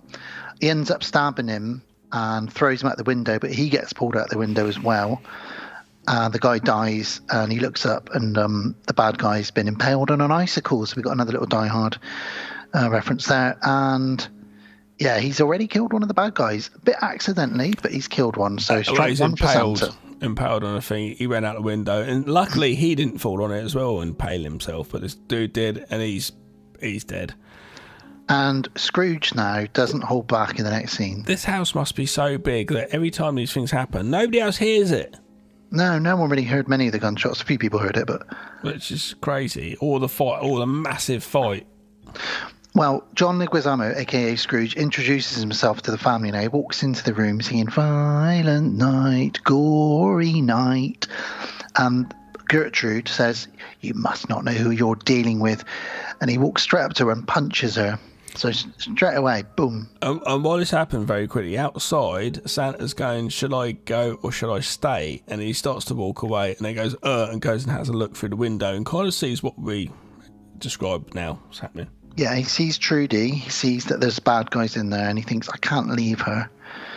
And this is where the action star guy, who's called Morgan Steele, he's supposed to be like this badass action star. He sort of shows off a bit like, I could take out these terrorists, I've done this in a couple of my movies, maybe I could take them out. He just gets slapped in the face. But Gertrude, the mother of the family, says, "Well, you might have punched me in the face and you might think you know what you're doing, but I can tell you right now that my kill squad are on their way." And Scrooge says, "Lady, do you think I haven't done my research? This is the richest family in America. I know about your kill squad, and I know how to deal with them. I've done my research. We've been studying your house for months and months. We know all the ins and outs of it. We know exactly what's going on, and we plan for absolutely everything. I also know there's $300 million in cash that she's stolen, which was supposed to go to needy people, and she decided to take it. What a cunt!" Yeah. Well, it'd be rubbish though, wouldn't it, if you were born into this wealth like her son, and all you know is you can have anything anytime you want, it's not a problem. Do you know what I mean? And then all of a sudden you're like, I don't want this anymore, I want to go do something myself. It must be like such a weird and hard thing. It does happen though. Thing. I was reading about the rapper Lil Wayne. His son said to his dad, "I don't want any of your money. I want to make my own way. I want you to help me start a business up, if that, and then I want to do everything on my own and make my own money." So it does happen. I think people do go the other way. Oh, of course there will be, but I mean, sometimes it must be really hard though if you've grown into it and you're bought. That's your life, that. I guess it's kind of like coming to America. But you don't know real life, do you? Like Michael Jackson and any children that Bill Gates will have or whatever. It's just you don't know real life. You do not know anything hard in life. And that's why you get sometimes like certain parties, only that class of person will be at that party. Or if it's major A-list actors, all the other people at the party will be major A-list actors because don't really know how to be with other people and stuff, you know. It'd be great. I mean, I'd love that for my children, as you would, you know, to know that they're never going to need anything in life or have to worry about anything. Of course. But I also want them to safety learn, blanket, but at the same time, I want them to know the real world. But also, we wouldn't have some of the people out in the world who were like, fuck, I've got nothing and I need to make something.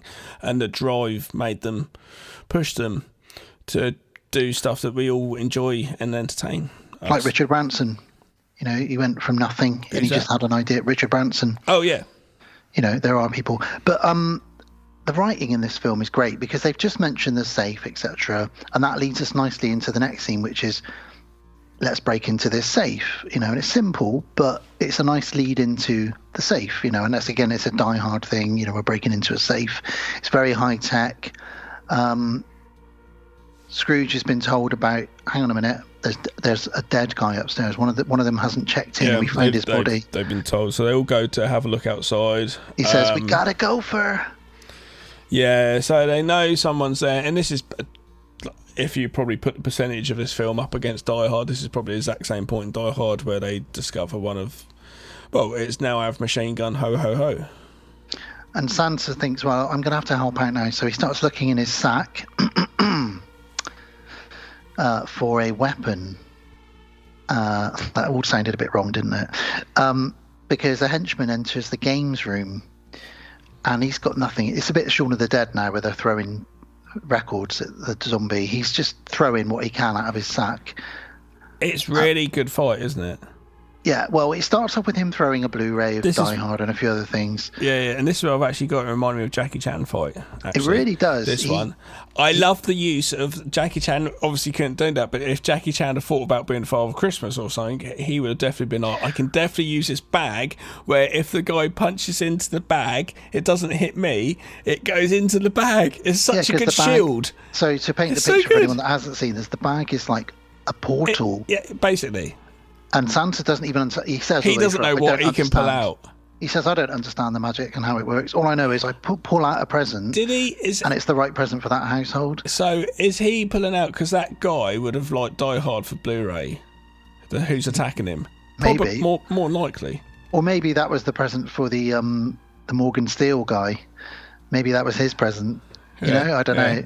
But I do really like the fact whatever he's putting out, he's trying to attack him with. But then when he puts it up in front of him as a shield, the dude punches it and it goes right through. And he's like, what? And it's really good. And then we get a Jackie Chan scene now, because in Rush Hour, Jackie did this with in a pool hall, and we're in a games room and there's a pool table. So Santa starts putting balls in. He rips the pocket off and he's using the balls to whip the guy in the face. It's Scum as well. Seagal's done it as well. It's really, and my God, you know how hard. Everybody knows how hard a snooker ball or a pool ball is. It's gonna fucking hurt. I'm the fucking daddy. He also grabs some darts off the dartboard and throws them at the guy. The guy pulls out a big knife and goes to stab him, and it goes into the Santa sack. And he ends up using a Christmas star off the tree, stabs him in the eye with it. The guy's still about coming at him, so he plugs it in. So that's what you got to do. If he's got that, it just sets his head alight. So, you know. It literally sets his head on fire, and Santa sort of just looks at it like, he does wow. Die Hard style, picks up the walkie-talkie that the fucking guy's starry-eyed guy's got. Yeah, and he speaks into it, and it's Trudy. Trudy hears him.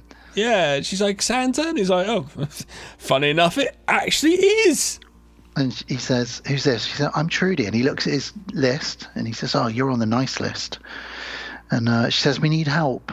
He's like, okay, I'm going to help you. Oh, for fuck's sake, I'm doing so much help, I've still got to deliver all these presents. But there's a funny joke that recurs a couple of times now where she says to him, I need you to ram coal up these guys' asses. And he goes, whoa, you're on the nice list, you know. Anuses. Try not to swear. She goes, buttholes? And he says, no, still can't really say that. Anuses. Anus. And he goes, okay, that we can say anus, yeah. And later on he says it back to her and he says, I'm going to kick these guys' anuses. And it's just a funny little recurring thing between how Santa probably would actually speak to a child, you know. They found the gatehouse guy dead. Yes, they see some CCTV footage as well of Santa creeping around, and they're like, there is another person here, another person's been killed. what are we going to do? What are we going to do? There is another guy. There's a loose cannon. Someone dressed as Santa. Security guy's dead. They do get some communication, the walkie-talkie, and this is straight out of Die Hard. Basically, who are you? What you doing? What do you want? Who the fuck am I? Exactly Die Hard. You can call me Mr. fucking Scrooge. Who's this? Santa. Oh, okay, Santa. And he says, let the family go, and I'll leave you alone. I like that, though. You could have like a Mortal Kombat Scrooge versus Santa. That'd be amazing. Krampus versus Santa we've seen. And he says one little line before he drops the walkie-talkie. He just says, Santa Claus is coming. And it's just like, it could be cheesy, but it's done so well that I was like, this is great. I'm here for this. I like the fact they use a nutcracker on the dude's finger in the house now. Yeah, they say, it's a torture device. Who's the guy you've hired as Santa? And Gertrude's like, I haven't hired a Santa. Yeah, because she's like, I haven't got a Santa, but it would be like you would hire a Santa. That's the sort of thing they've got the money, easy. Yeah. So I understand his questioning. So they grab Jason and they go, we're going to torture you. Get one of these nutcrackers. Now, a nutcracker soldier, some of them actually are for cracking nuts. Yeah, They put his finger in it. I wasn't expecting the finger break, I'll be honest with you. No, I wasn't. And I love when they say to the woman, because one of the baddies here is a lady as well. It says like, okay, grab one of his balls. And she's like, I'm not grabbing his ball. It says, but I've seen you like scoop brains out of someone's head. It says, if you want me to scoop my brains out of his head, I'll scoop the brains out of his head, but I'm not touching his ball. But the other guy, the really weird elf, he's called Krampus, that guy. Oh right, because he plays a bit of a character in it. He's got some things wrong with him. Something happened to him when he was a young child, which shouldn't have happened. He's like, yep, I'll get the testicle happily, and goes over there, but they are stopped. Yeah, so they're going to put his nuts into the girl nutcracker. stops them. The young girl says Santa will get mad. By the way, guys, all of this is happening in front of Jason's daughter. So his own daughter has already seen his finger get broken, so she and stops about to see his nuts get crushed. Yeah, so she stops it, screams, Santa get mad, and they say, Santa's not real. Santa isn't real. Oh my God. What a heartbreaking. And again, a heartbreaking scene like you would get in a Christmas film in the middle of all of this nonsense. What a way for her to find out that Santa's real. Her dad tells her he's not real. Me and Mummy just lie to you to make you feel better about Christmas. It's just a terrible way to find out. Did you hear about that vicar in the UK this week? No. A priest in the UK was giving a talk in a school to a bunch of 8-year-old kids. And he said, Santa's not real, by the way. Just told a whole class. Why did he do that? Well, they're investigating it now, and he's in big trouble. But the worst bit about it was, he said, one of the little kids put their hand up and said, this is like a 7 or an 8-year-old kid, but he eats the biscuit I put out for him. And the priest said, no, your mum and dad eat that. So he even ruined that for them. He ruined the whole thing for them. What a bastard. They're that age. They're about to find out soon anyway. Oh, but come on.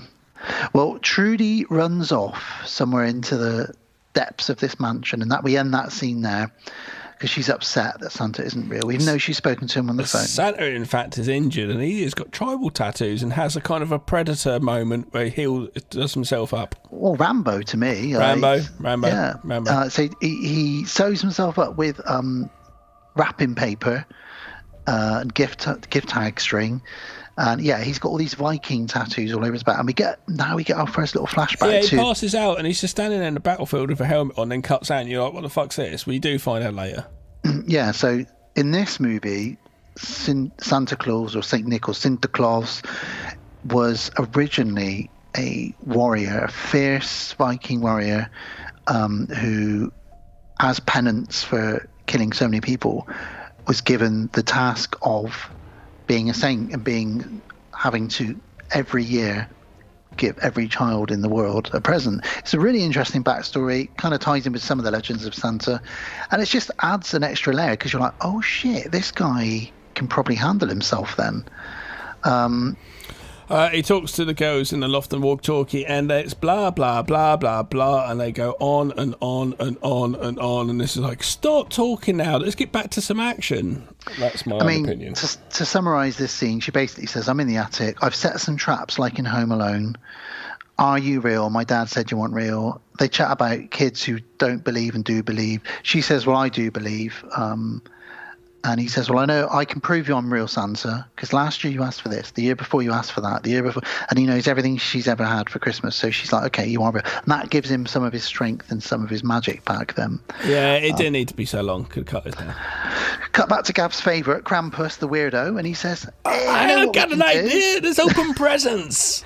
Why don't we all open our fucking presents up and see what we got each other? This is when the douchebag, Jean-Claude Van Douchebag, says, I'll give you a present. And we said, well, it's the gift of of funding my film. And the mother-in-law doesn't look impressed with that. It's a pitch deck. Alva's picture is a photo of her as a baby, which mother-in-law's like, what the fuck are you giving me this for? Get rid of that. Jason's just given her a card, and she reads it. We don't get to find out at the time what it is. We assume it's him saying, I am no longer want to be part of the business or the family business or the family, full stop. But actually, what he's written in there is, I stole the 300 million. Fuck you. But he thought she wouldn't read it till Christmas morning when he's already fucked off with the rest of his family. So now his mum is in on it. She knows, okay, so that money isn't in the safe. Okay, this is going to be interesting. This is not going to go how we all think it is. She just says, thank you, Jason, and shuts it. And everyone's like, what did it say? She's like, I think we'll just keep that between me and Jason. Okay. I was pretty crap one Christmas, and I don't know, I'm sure I gave other stuff to my mum, but I think I must have been a bit pissed, and it must have been Christmas Eve. I was like, oh, fuck. And I had a picture of myself, so I glued it onto a magnet, so it'd be like a fridge magnet, and I said I've seen it. I've seen that on your mum's fridge. And it says, love from Magna Gav. And I think I was pissed. Because I asked you to explain it to me. She was really disappointed. Because I asked you to explain it to me, and you were like, you just laughed, and I think we were quite busy. It was one of these charity things you had at your mum's house. And, oh, really? And I asked your mum about it, and she went, oh, Gav gave that to me a few years ago. And so now you've explained it. Now I understand why your mum was laughing when I asked her. But she's only laughing then for the politeness. She didn't like it. Well, Santa also explains to Trudy his backstory. He was a warrior who used a hammer, a giant sledgehammer called the Skull Crusher. And he says, I've done lots of bad things. And Trudy says, well, maybe you can use your old skills to save everybody and to beat these guys up and ram your hammer up their anus. And then he just says to her, okay, you stay safe in the attic. I'm going to go to town. So Santa is now decided he's going to take apart this. He's now gone full on John McClane. Is this when the snowmobiles have turned up? Not quite. Yet. Okay. Although Scrooge now gets a notification that the extraction team are only 30 minutes away. So Gertrude's like, my team will be here in 30 minutes. And that's trying to establish to us that these guys on snowmobiles are her kill squad or whatever. Yeah. Basically, her security. But if you've seen Die Hard 2, you know exactly where that's going to go. But and it goes the same way. It's brilliant, isn't it? Santa fights the girl called Candy Cane now. She is fucking violent and brutal, isn't she? Jesus Christ. No wonder she's the only woman on the team. Reminds me of Candy Cane. She's Candy Cane. So while he's fighting her, and he's doing a good job, Santa's fighting her, Scrooge shows up, Leguizamo, and he shoots a fire extinguisher, which blows Santa backwards and knocks him out. They tie him up. Trudy's watching all this from the vent above in the attic. She can see it all going down. While he's knocked out and is tied up in the chair, they find his magic bag. And they realise there's something weird about this bag because I can't find the bottom of it. And every time I put my hand in, another present comes out. And this gets them all, some of them now start thinking, well, is he real? And Leguizamo's like, fuck's sake, what's wrong with you? It's all magic tricks. There isn't a Santa. We're grown men. Come on. What are you talking about? They start telling Santa they're going to kill the family, kill him, and he's just not intimidated because he's got all this Viking strength. He's 1,000 years old. He's got some magic abilities. So he's totally not, he's not worried about what's going to happen at all here. But he does get worried when they throw his sack on the fire. Oh, I wouldn't want to get my sack on the fire, Gav, would you? I could tell you, well, no, not from experience, but I could tell you it'd be a painful situation. And it's smell of hair. I've had mine singed by a candle once. How? Let's just say a long time ago, somebody and I were having a little wax experiment. And, yeah, it was a long time ago. What are you, some 90s movie? Pouring wax on each other. So, yeah, he is... I'm totally lost in my notes, by the way. Absolutely, some reason... I don't know where I am, so you carry on and I'll join in when I can. Well, at this point, Scrooge, Leguizamo, just tells his backstory. This is why I hate Christmas, because as a child, I saw my rich neighbours get everything they wanted and we got nothing. So I went next door to rob the house. Have they opened the safe yet and it's empty? Not yet. Okay. And when he was robbing the house as a child... he accidentally killed the old man who lived in it by knocking him down the stairs. And he doesn't know if he did it on purpose or not, but either way, that started his journey into darkness. Santa says, come on, Jimmy. He knows his name. Come on, Jimmy. And they're like, how does he know your name? And he knows all their real names and all their presents. And Scrooge is trying to explain it. No, he's saying you got a bite for Christmas. Every kid got a bite for Christmas at some point. Don't worry about it. But then snow starts coming down in the room. And that's Trudy upstairs.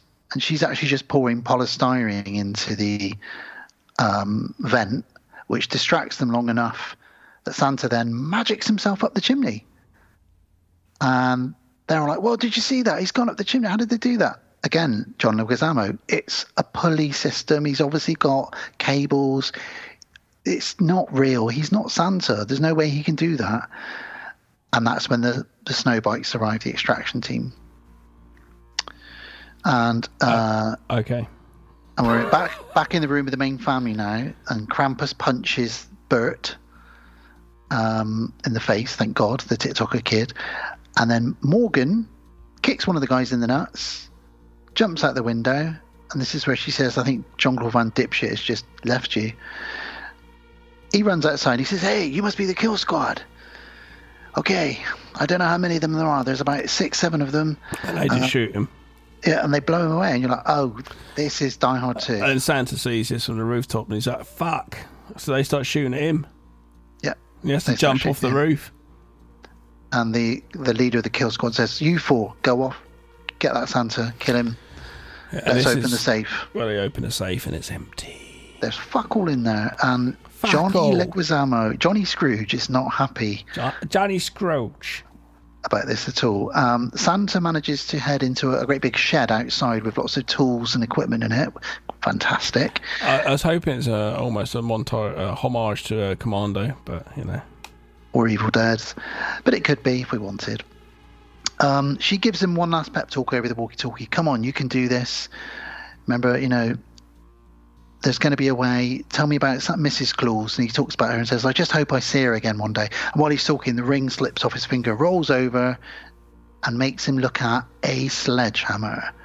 And he's like, great. And I've just written here, amazing sledgehammer scene, because it is amazing. He says, I'm going to eat through these guys like a plate full of cookies. And they come in the shed, and he's taking them out. There's head crushes, legs being broken.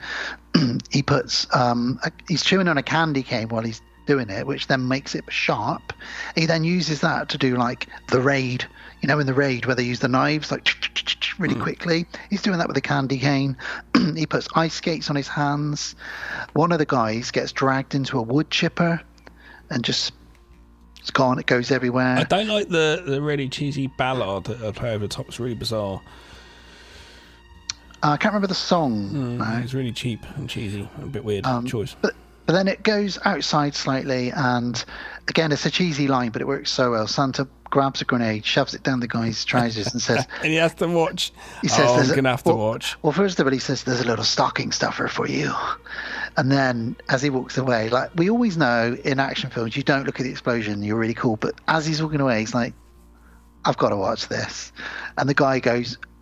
everywhere, explodes, and then he just goes holy shit. So he does the holy shit, and I was just creasing up laughing at that bit. It's just so good.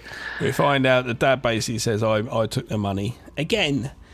Why'd you take 300 million, even 100 million if you had to? Do you know what I mean? Yeah, He reveals this because Linda's got a gun pointed at her, and the mum says that was what the note said. So it all comes out now.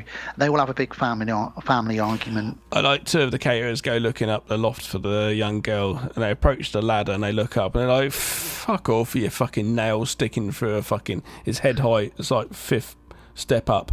There's a nail coming through. Oh, Gav, this and he's bit. like, yeah, what? He looks back at the woman, yeah, nice one. And as he steps up, it's such a simple thing. As he steps up, one of the maybe the second step's been cut, been weakened. So as soon as he steps on it with all his weight, his chin goes onto all the way through with the nail on the Timothy step. Dalton, Hot Fuzz style. So good. It's so easy and simple. He's going, and he was being so cocky about it as well. But anyway, they try and get... But it's a really fun sequence now of really extreme violence, Home Alone on the adult version. Yeah, because she's firing bowling balls at them using one of those elastic band things. One kills him. Because he's... Yeah. Why is he at the bottom? He never even makes it up the stairs. He never even gets up there. He's laughing, thinking whatever... The thing is, this scene is so cheesy and funny, but it works because every time a bowling ball hits him in the face or whatever, we know it's going down the loft hatch, hitting the big guy, and it's hitting him down there, just like the Brits hit the guys in Home Alone. Then is it the nail? I don't know. He's staring at it, and then a bowling ball comes down, hits his hand, and it just basically goes through his face or his head or his eye or something. Yep. There's glue all over the floor, industrial glue that she gets stuck to. She does, the back of her hair, the scalp comes off. Oh, she scalps herself. Yeah, she's fuming. Then she's now, hammered obviously. by Santa. Yeah, well, she then got bare feet. She steps on loads of ornaments.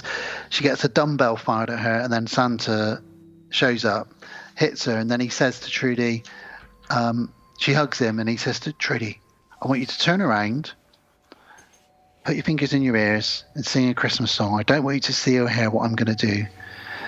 And then he turns around and he says, you've been naughty. And then you just hear us. It's fine for me. This off-screen kill was fine because there's enough set up. There's loads of kills in this. Yeah. And he kills her, obviously, off-screen. By now, Gertrude has realised that her kill squad are actually in on this. And they're all like... Yeah, not looking good, love. So they take the family outside because they say, Jason, you need to show us where you've hidden the money then. And it's all hidden in a giant nativity scene outside. Okay, kill the rest of the hostages. We're going to get the money and we're going to get out of here. You still haven't seen Beekeeper yet, have you? No, I haven't. You talk about this on every episode. I need to watch it so that I can... Watch it. It's good. For Statham. He'd make a Jason good Statham. Santa. Yeah. Hello, I am Father Christmas. Merry fucking Christmas. Merry fucking Christmas. Krampus is going to kill Linda and the cousin Bert and Gertrude and Alva, but they all get together, and it's quite realistic now because actually 3 people could take on a terrorist, 1 guy on his own. So they do, and they kind of batter him quite a lot with their pokers from the fire, don't they? And they have a good fight with him. And when they finally kill him, Linda says, well, it's nice to do something as a family for a change. Yeah. Which I just thought, again, was really well written and well timed. Santa and Trudy walk in. I told you he's real, Mum. Jason's outside with the rest of them. Okay, let's all go outside. Do you know how to use a gun, Linda? Yes, I do. My dad, used to take me hunting, so they give her a gun. Great. And then it's hammer time. He also throws snowballs like a demon, Santa, doesn't he? And a couple of them escape on snow sleds, so Santa chases after them because they've taken Gertrude hostage. Linda and Jason fight the last bad guy. Them. He sledges. Oh, that's right. He sledges to them. Yeah, he's taking all these snow sports, these fun snow sports into extreme. Ice skating on the hands, slicing, dicing. Santa chases Scrooge and the other henchmen who've got Gertrude hostage. Linda kills one of the guys with an icicle, so there's a couple of icicle kills in this. Her and Jason make up and they kiss. Trudy's really happy that her Christmas wish came true. They seem to be getting back together. Santa crashes into a tree stump though and crawls into the remnants of an old building on the outskirts of their land. There's not much left of this building other than a chimney breast and a chimney gav, which is handy because Scrooge walks over, finds the magic list, and he says, "You are real." Well, I don't really give a fuck if you're real or not.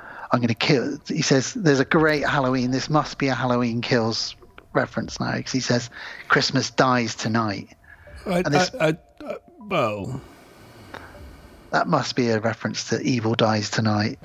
Come on. They might have. I don't think it's a reference that they might have taken the line. Thought we'll use that line. I don't think they're going, "Oh, that's homage to a random fucking Halloween movie sequel." Well, that's like the most memed, at the time. Possibly, it's the biggest meme from that film. Everyone was saying it at the time. Well, like I said, there's just the chimney left, and there's fire everywhere, and Santa's really hurt. Because he has a fight with an ice axe. But Scrooge has got the ice spiked boots on, so he can't slip over, but Santa keeps slipping over on the ice. That's how he gets the upper hand on him. But he grabs... it's brilliant. He grabs John Leguizamo, next to the fireplace, stabbed him, and then he goes... I can't remember what he says. He probably says something quite cool. Then he just does the magic, and he fires up the chimney, but because Scrooge cannot magic up the his chimney... torso is the only thing that pops out the top with a massive spray of old samurai blood sword cutting. It is Kill Bill style blood going everywhere. It is brilliant. But then Santa gets shot off the chimney by the kill squad leader, who's still alive. Luckily, Gertrude shows up and she kills him, so Beverly D'Angelo gets to make the final kill. Trudy and her parents arrive. Santa seems to be dying. Starts to die, yeah. Jason says, burn the money to keep him warm. So that's, it might be me because I don't have a Christmas tree up, but I found all this stuff really cheesy, this Christmas ending. But that's what Christmas films are. I know, it's just me. Stop being a Scrooge. I don't have any pleasure in it. And I love this bit because this appeals to the 46-year-old me, the people that grew up with Home Alone and that stuff as kids. There's always that little element of cheese to these Christmas films, whether it's Kevin McAllister being reunited with his mum or whatever it is. And they all sort of say, "Oh, no, I believe. No, I believe you. I believe you. I believe." And because they all say they believe, he gets reincarnated, he gets brought back to life. They need the sax player from Lord of the Rings. Jesus Christ. Lost Boys. Why? Oh, I still believe. And then the reindeers arrive. And Santa's like, "Where the fuck did you go? For God's sake." But they went and got his spare sack. And he's like, "Oh, I can't be mad at you guys." There's could be a kid out there somewhere who turns into the weirdest kid. It turns into like a recluse that lives out in the mountains. So basically, they're like, "We don't know what happened to young Billy. One day he was out in the woods and found some sort of sack, then just retreated out into the woods, and he's there just being a child on Christmas Day all the time, like insane lunatic, going, another present, another present, another present." I wish for Megan Fox. I wish for a gun. I think he's pulling Megan Fox out of bag. I think he is. Might be. I'd be pulling her off my sack. Pulling his bag to Megan Fox. Merry Christmas. Also, there's his hammer, Skull Crusher's there with a little note from Mrs. Claus saying, "Thought you need this." So it's all worked out well. He didn't need it in the end. He thanks Trudy for helping him realise that he still matters. They fly off, and he screams, "Ho, ho, ho, Merry Christmas." He does indeed. And then we get that song from Slade playing over the end credits. It is phenomenal film. It's a strong 8 out of 10 from me. I absolutely love this film. It'll be one I come back to almost every Christmas. It's probably my favourite of the sort of newer Christmas action films that there are. Yeah, it's a well-produced film. Really good. It's very made. It's well made on a lot of levels. I said, I wish it's 90 minutes personally, but yeah, I think for you'd like to have tightened up some of the cheesiness in it, but I love that side. So it's meet in the middle with it. I do give it a thumbs up, and I would recommend it. Yeah, and it didn't do very well critically. It's basically a John Wick at Christmas type thing, but with real Father Christmas. So it didn't do very well critically, weirdly. But it's grown and probably will continue to grow over the years as a bit of a cult classic. Just a lot of fun and highly recommended. And I know a lot of our listeners have already seen it and are fans of it. And it's only been out for 2 years, so yeah, it will become like something which people attach themselves to later on as it goes. It's up there for Krampus and Better Watch Out for me as violent Christmas comedies, which is a weird genre, violent Christmas comedies. But certainly Better Watch Out falls into that, and this is there as well. It's a bit cynical, but also brilliant and captures the spirit of Christmas. So there we go, guys. Right. Well, talking of Christmas, I can see someone that plays Scrooge once upon a time, didn't you? Yeah.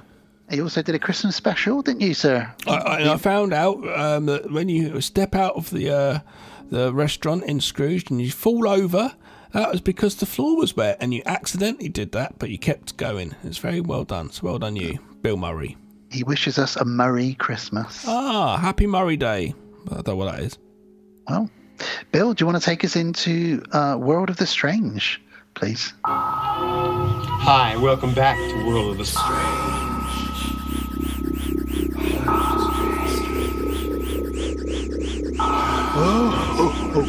World of the Strange, boys and girls. We wish you a very strange world. We wish you a very strange world and a happy strange world. Strange world.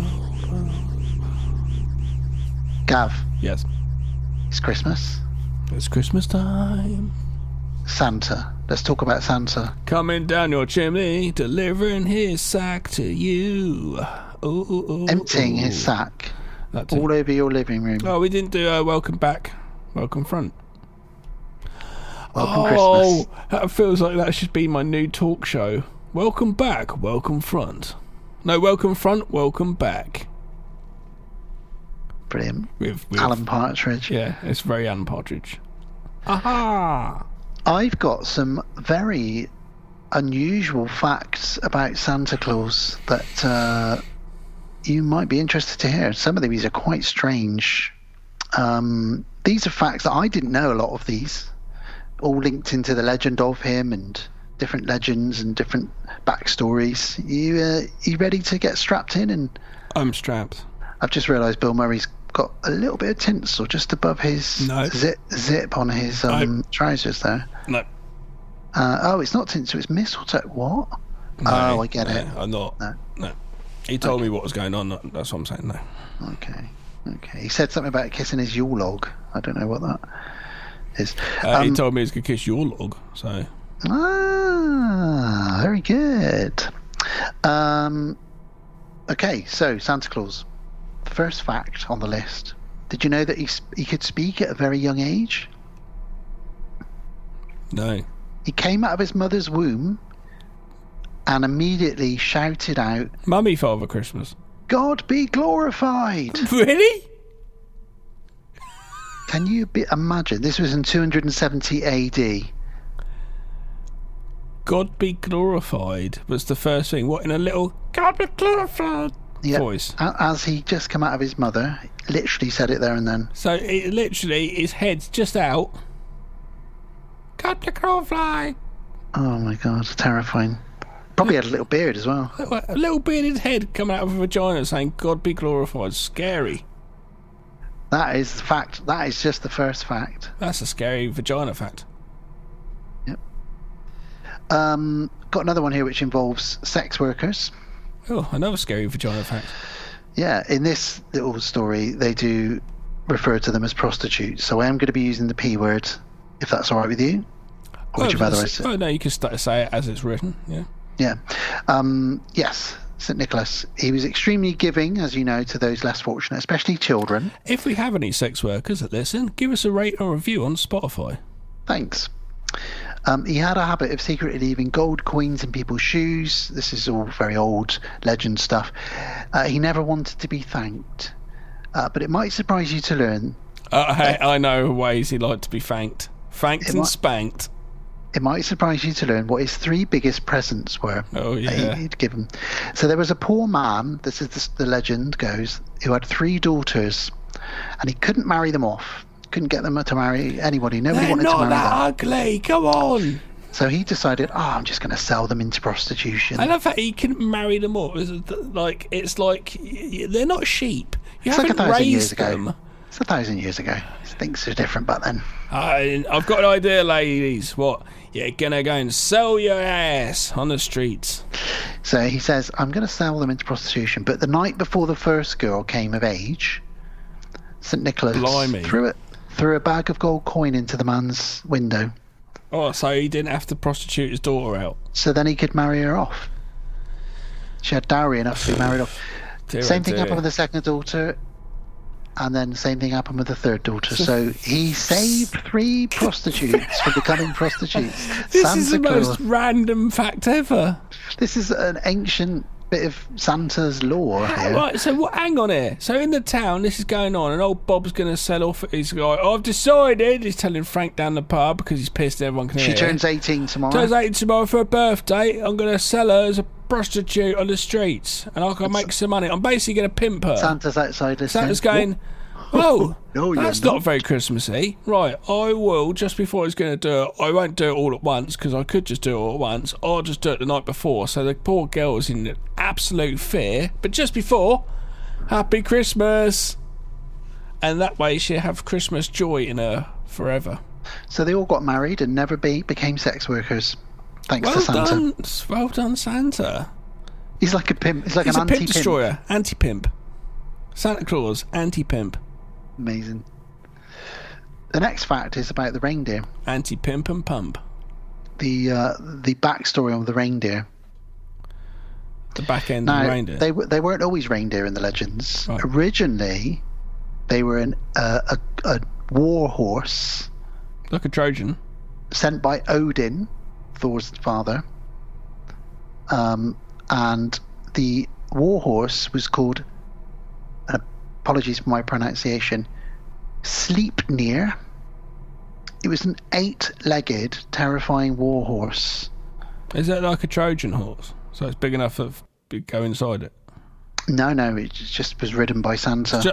An actual horse, right. It was one of Odin's horses, a war horse with 8 legs called Sleipnir. But Odin used to feed it candy and treats because it was the only thing it liked. But he gave it to Santa to help him. Keeping the war horse like hyped up on sugar. When he heard there was someone called Santa out there doing all these presents, he thought he needs something to get around on. I've got an 8-legged horse here. I might as well let him have that. But over the years, the legend of this 8-legged war horse turned into 8 reindeer, first mentioned in an 1822 poem. So up until 1822, Santa rode around on an 8-legged war horse sent from Odin. Cool. Bet it ran fast. It probably did with 8 legs. Twice as fast, probably. Yeah. Legs. Where are they all? Where are they coming out of? They're getting kicking each other down, unless it's centipede-like. Ooh, or uniformed. Horrible. Things with more than 4 legs are always a bit creepy, aren't they? Here's another miracle story involving cannibalism. You'll be liking this one.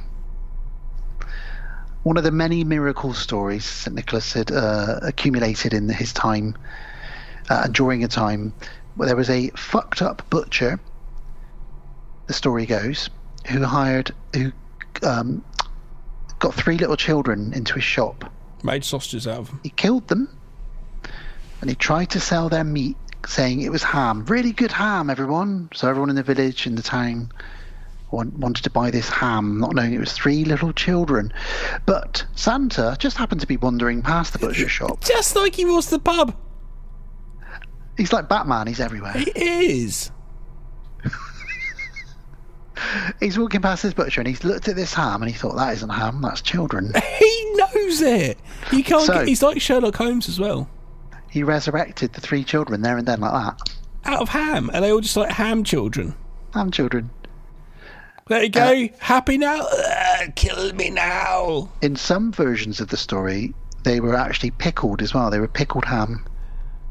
I've never had pickled ham. Ugh. But yeah, Santa resurrected 3 ham children. What do you think about that? Weird. Great, isn't it? Maybe they married the 3 women. Not prostitutes. When they're older. Now, we're going to go off to Belgium and the Netherlands now.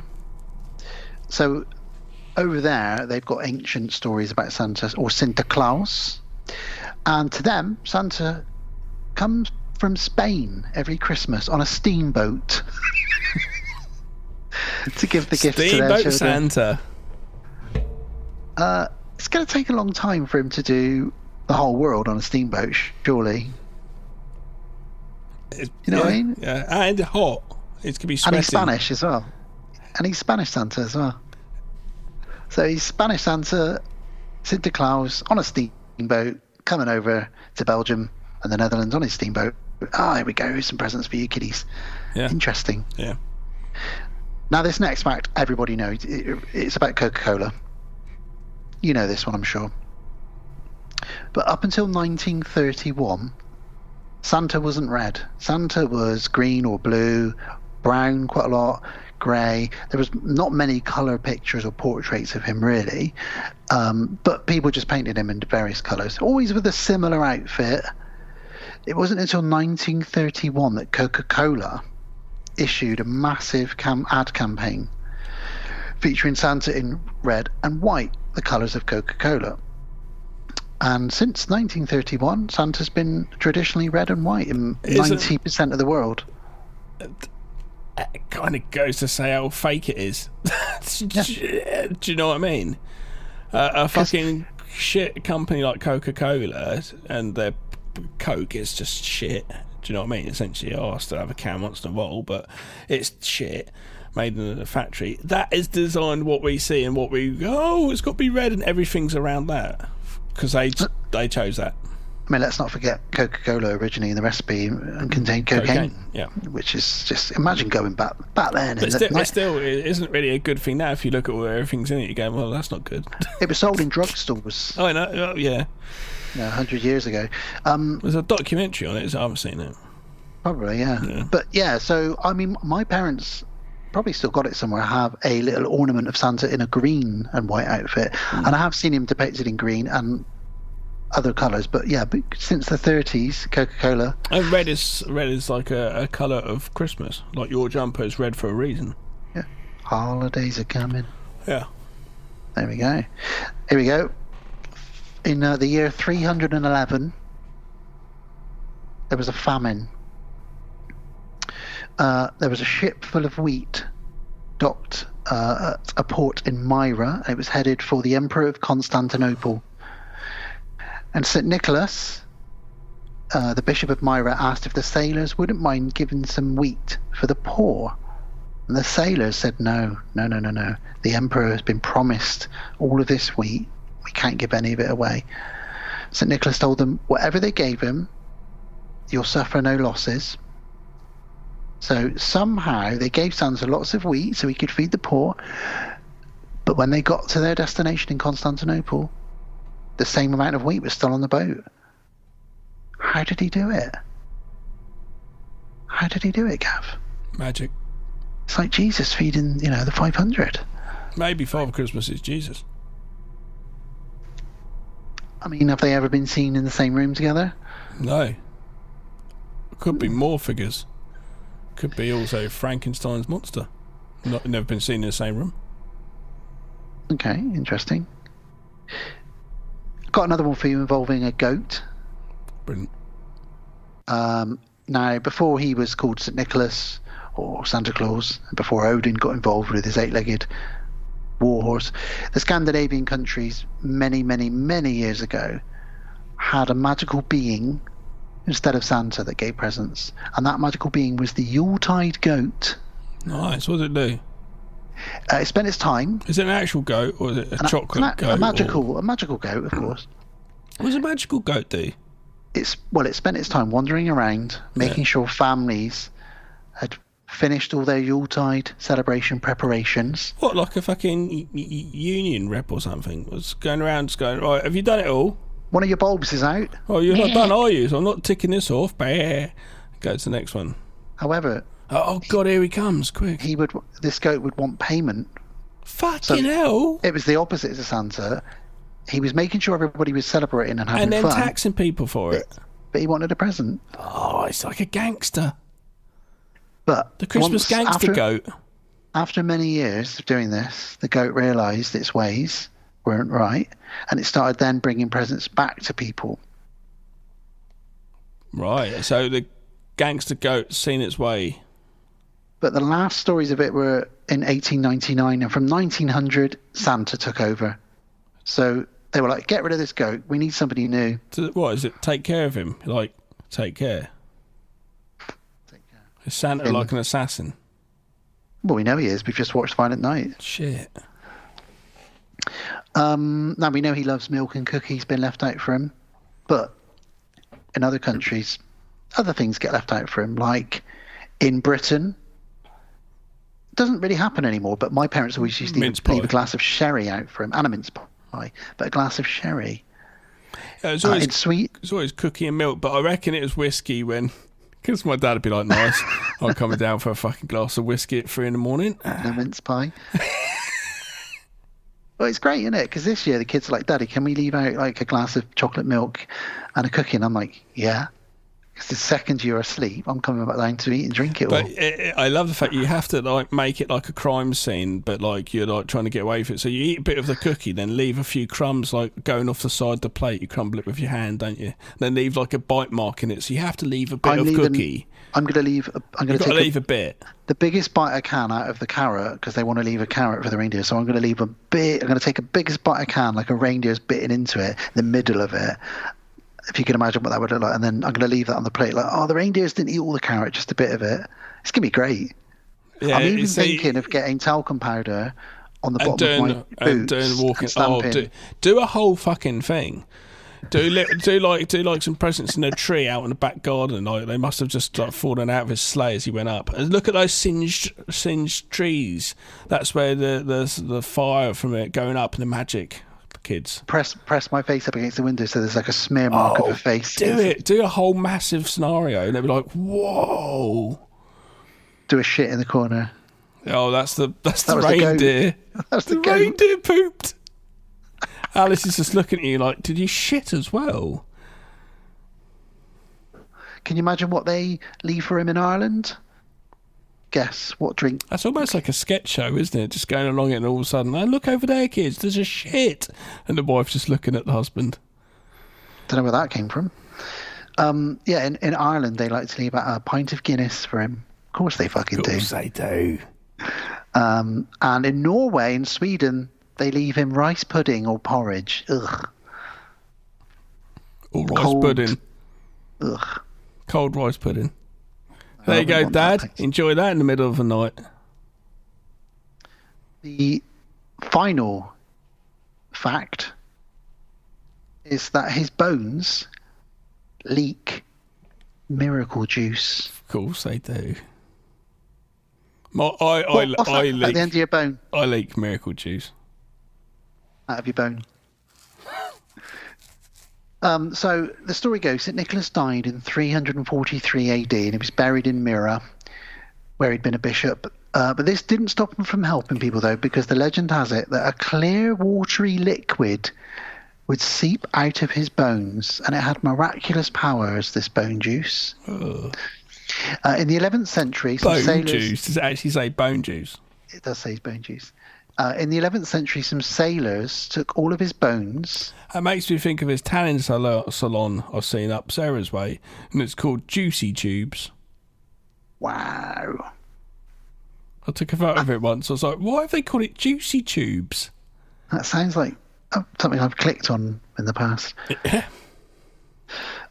Yes, so these sailors took the bones because they had a vision that they needed to take the bones somewhere. They left half of his skeleton, mostly fragments, and they basically poured some liquid out of these bones. And it's believed that it's this, I can't believe I'm about to say this, holy bone juice can help people walk or see or heal people. So yeah, Santa's bones have got juice in them that can help the people who are, who can't speak or see or whatever. Amazing. So yeah, he's not just a big fat man with a beard. He's not. Yeah, no. He's taken over from a goat. He used to ride an 8-legged horse. His bones leak magical juice. He hates cannibals. He doesn't want young girls to go into prostitution, and he hates it when people grind up little boys into ham. He is Santa Claus, and he is fucking coming to town, Gav. He is, isn't he?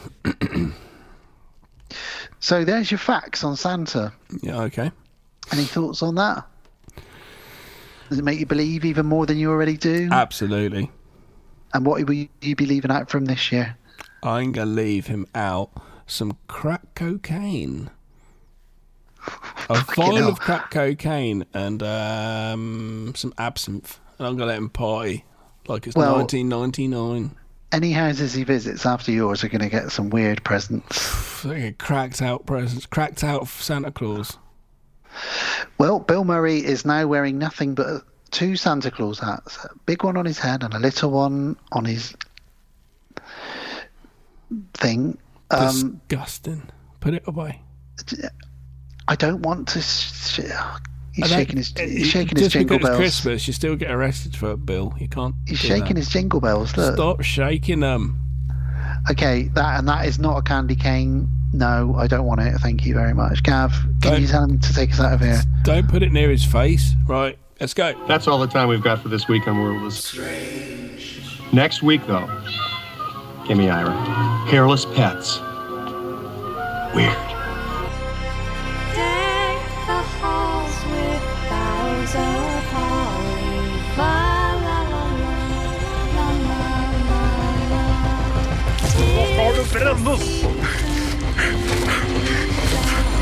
Vad tar det bort?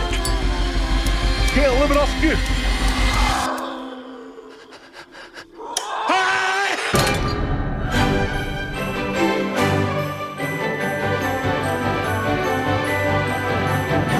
Look at this. Welcome to Norway. You're Americans? Yeah. Hi. Hello. I can't believe we inherited this place. Middle of nowhere.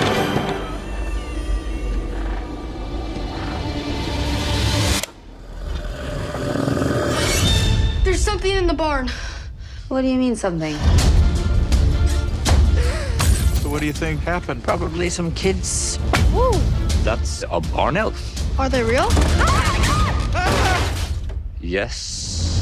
First off, the barn elf doesn't like changes to the farm. That looks good. Secondly, he hates bright artificial light. What do you think? And he hates loud noises. Huh? Motion activated. No! This is really bad. You're in Norway now, okay? Nothing bad ever happens here.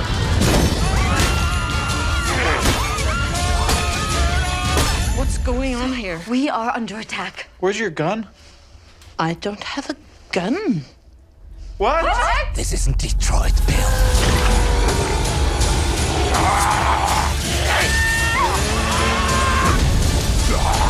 What on earth did you do to make them so mad?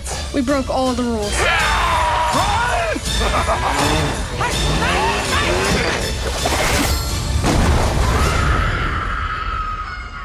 What are you going to do about it? I'm going to swipe this area for fingerprints, and then I'll call the forensics and...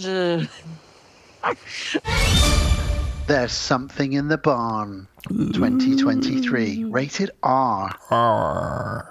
R for pirates. R for arse.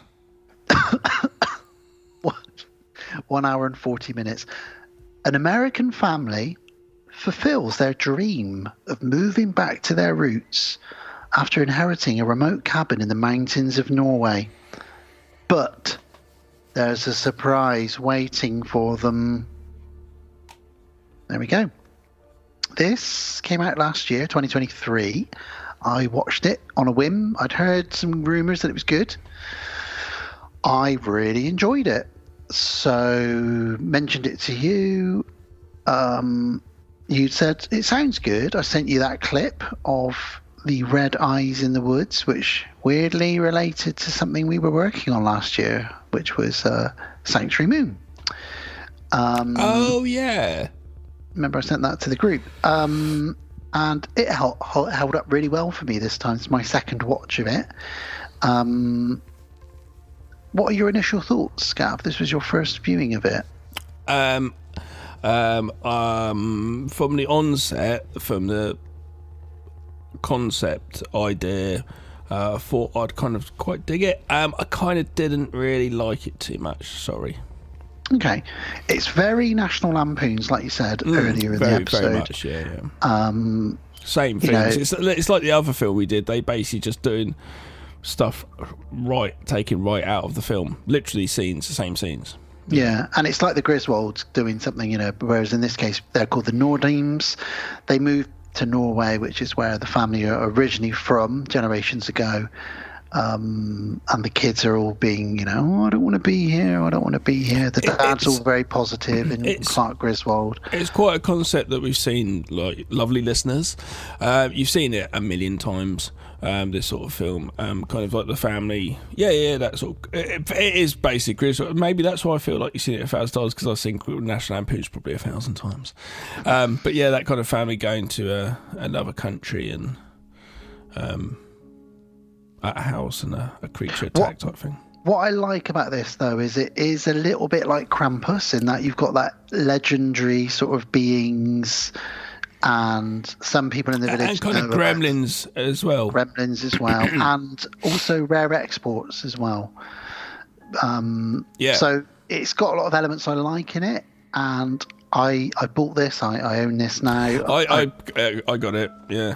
Yeah, and I will watch it again. It's probably not going to be every year, but we'll come back to this one every couple of years. I don't think I'm going to watch it again. Oh, I really enjoy it. It's fun. But let's get into it and break it down. Yeah. Let's break it down. Who was the first person to say that? Which rapper? Break it down. It's probably MC Hammer, wasn't it? No. Break it down. No. Yeah, but he's famous for saying that, and you can't touch this. Break it down. Yeah, but a lot of other people were saying break it down before. James Brown was probably saying break it down. He probably was. Break it down. Ow, watch me. Get back. Touch myself. What's that? James? Oh, you want... Okay, I'll get you a drink. Let me go and get that for you. How many sugars do you want? Okay, 2 sugars. No one can understand him. Especially when he got into his sort of mid to late 80s phase, when he was drunk and he was really into cocaine. Coke stage. I was about to go, what crack? Coke stage. He had the coke sweats on stage so badly, didn't he? Yeah. I saw him live in Manchester. Amazing. Supporting the Red Hot Chili Peppers. I don't know why James Brown was supporting them. Imagine backstage. It was weird. There was a lot of cocaine, I should imagine. Yeah, possibly. But he got up on stage and he performed 2 songs with his back to the crowd, because that's what he did. He was like... He was checking out his band. I'm like, what's he doing? I can't see him. And he was like, that's it. And I'm like, turn around. We're behind you. But we had his eyes shut and probably thought he was looking at the stage. There's 20,000 people there looking at him thinking, turn around. You're the bass player going, it's the second song, come on, turn around. Give him the nod. Just peep over your shoulder at least, James. Bow, bow, bow, bow. Go on, you cunt. Move, turn around. Sorry, James Brown's not a cunt. And died on Christmas Day. And when it happened, I was gutted because it was, I think it was 16 years ago on Christmas Day he died. It would be maybe or 17 years this Christmas Day. Ow. And I gutted because it really just wasn't in anything, like no sort of press or Facebook or whatever, because it was quite a long time ago. I think a lot of people were that was more very surprised early. That he was probably still wasn't alive. even Facebook actually. It wasn't really, and I was a bit gutted. And I remember my parent-in-laws came round. I said, I'm gutted. James Brown's died. And they just like, look at me. I say, it's fucking James Brown, people. Why does no one care? Yeah, I remember when David Bowie died, it didn't seem like many people were really like, oh my God. It was like, come on, it's David Bowie. He's gone now. I know. So I suppose when James Brown died, social media isn't what it is now. Otherwise, it'd be pictures everywhere, wouldn't it? Yeah. Well, there we go. Dead celebrities. But now we're gonna go back to There's Something in the Barn. How did we go there? Anyway, this movie's a very 80s concept, straight out of the gate. Yeah, like the gate. And it is, and it's comical. Most of the jokes land well for me. But let's get into this story. So we're in Norway, and we get a little bit of a backstory, just briefly, of a man at night time.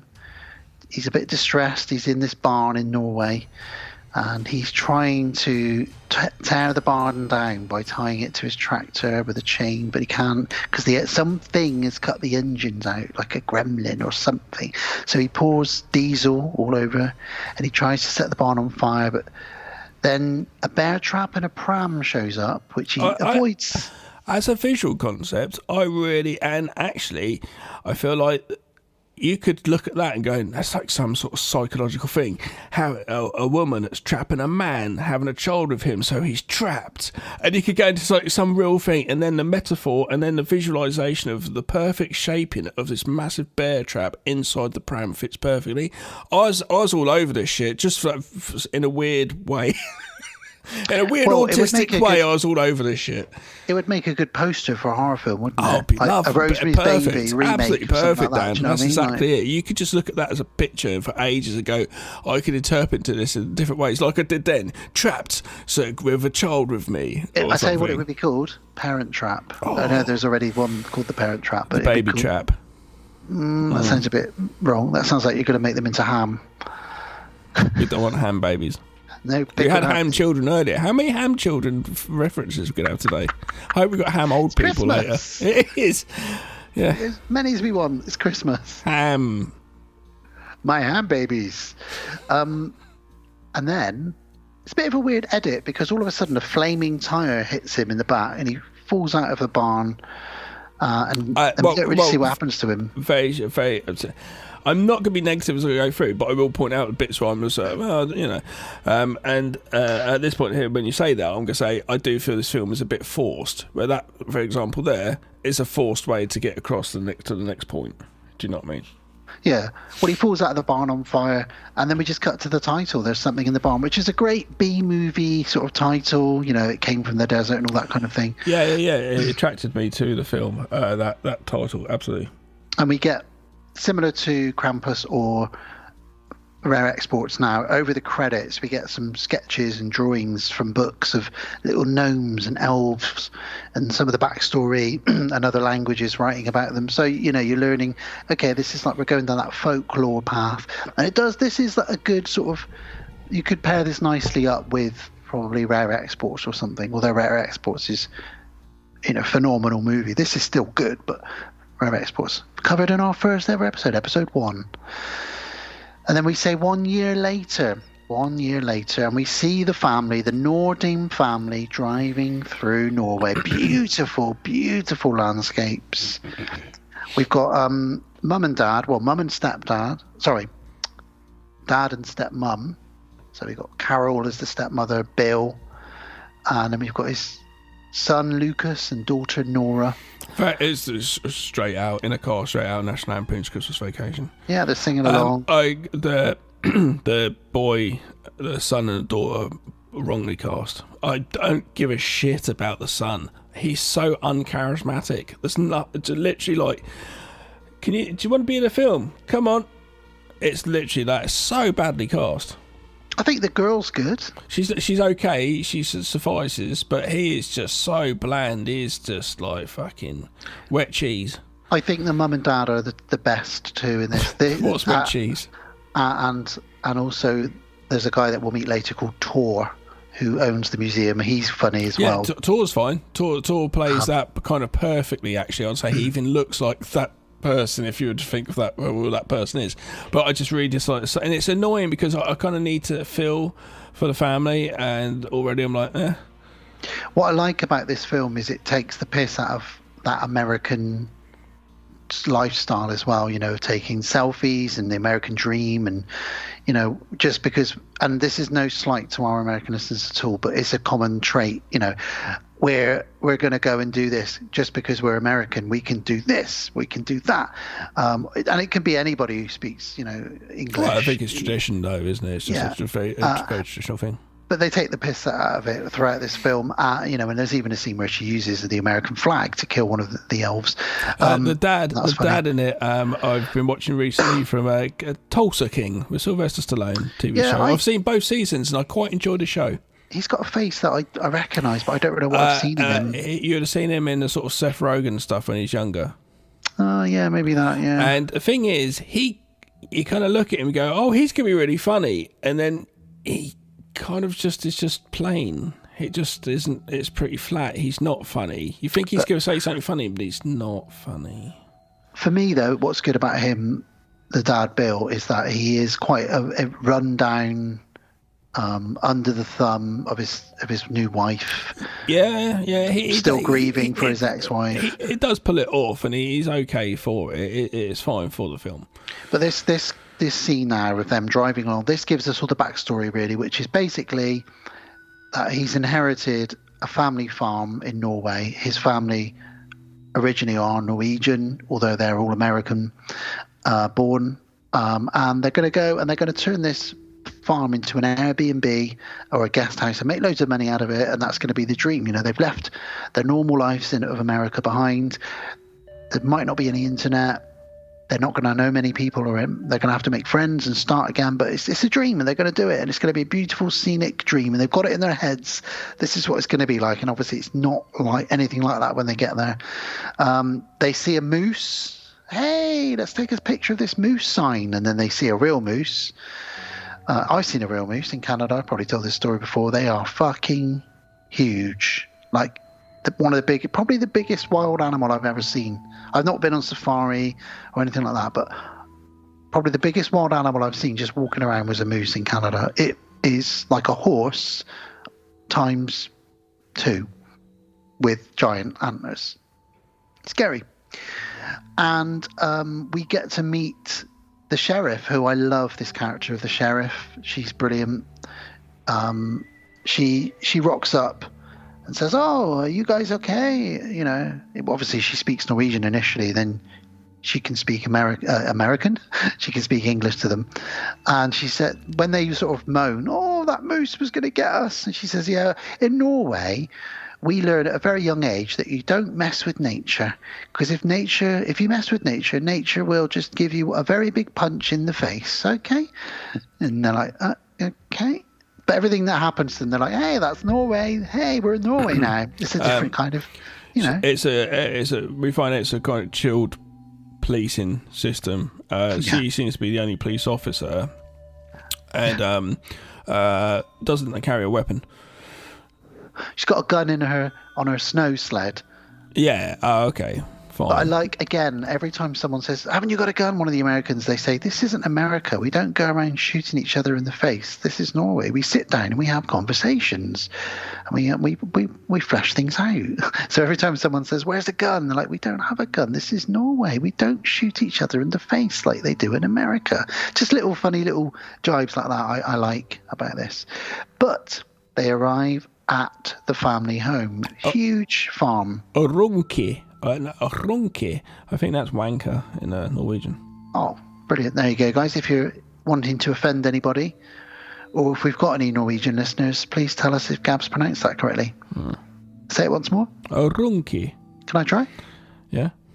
A runke. Yeah, and there's pullovita, but what does that mean? I'm not going to say. Oh, go on. What? It doesn't matter. Okay. Okie dokie. Well, our Norwegian listeners know what you just said. So it's true. And it could be a terrible pronunciation. So, beautiful house, middle of nowhere, just nothing but mountains and ice and snow around.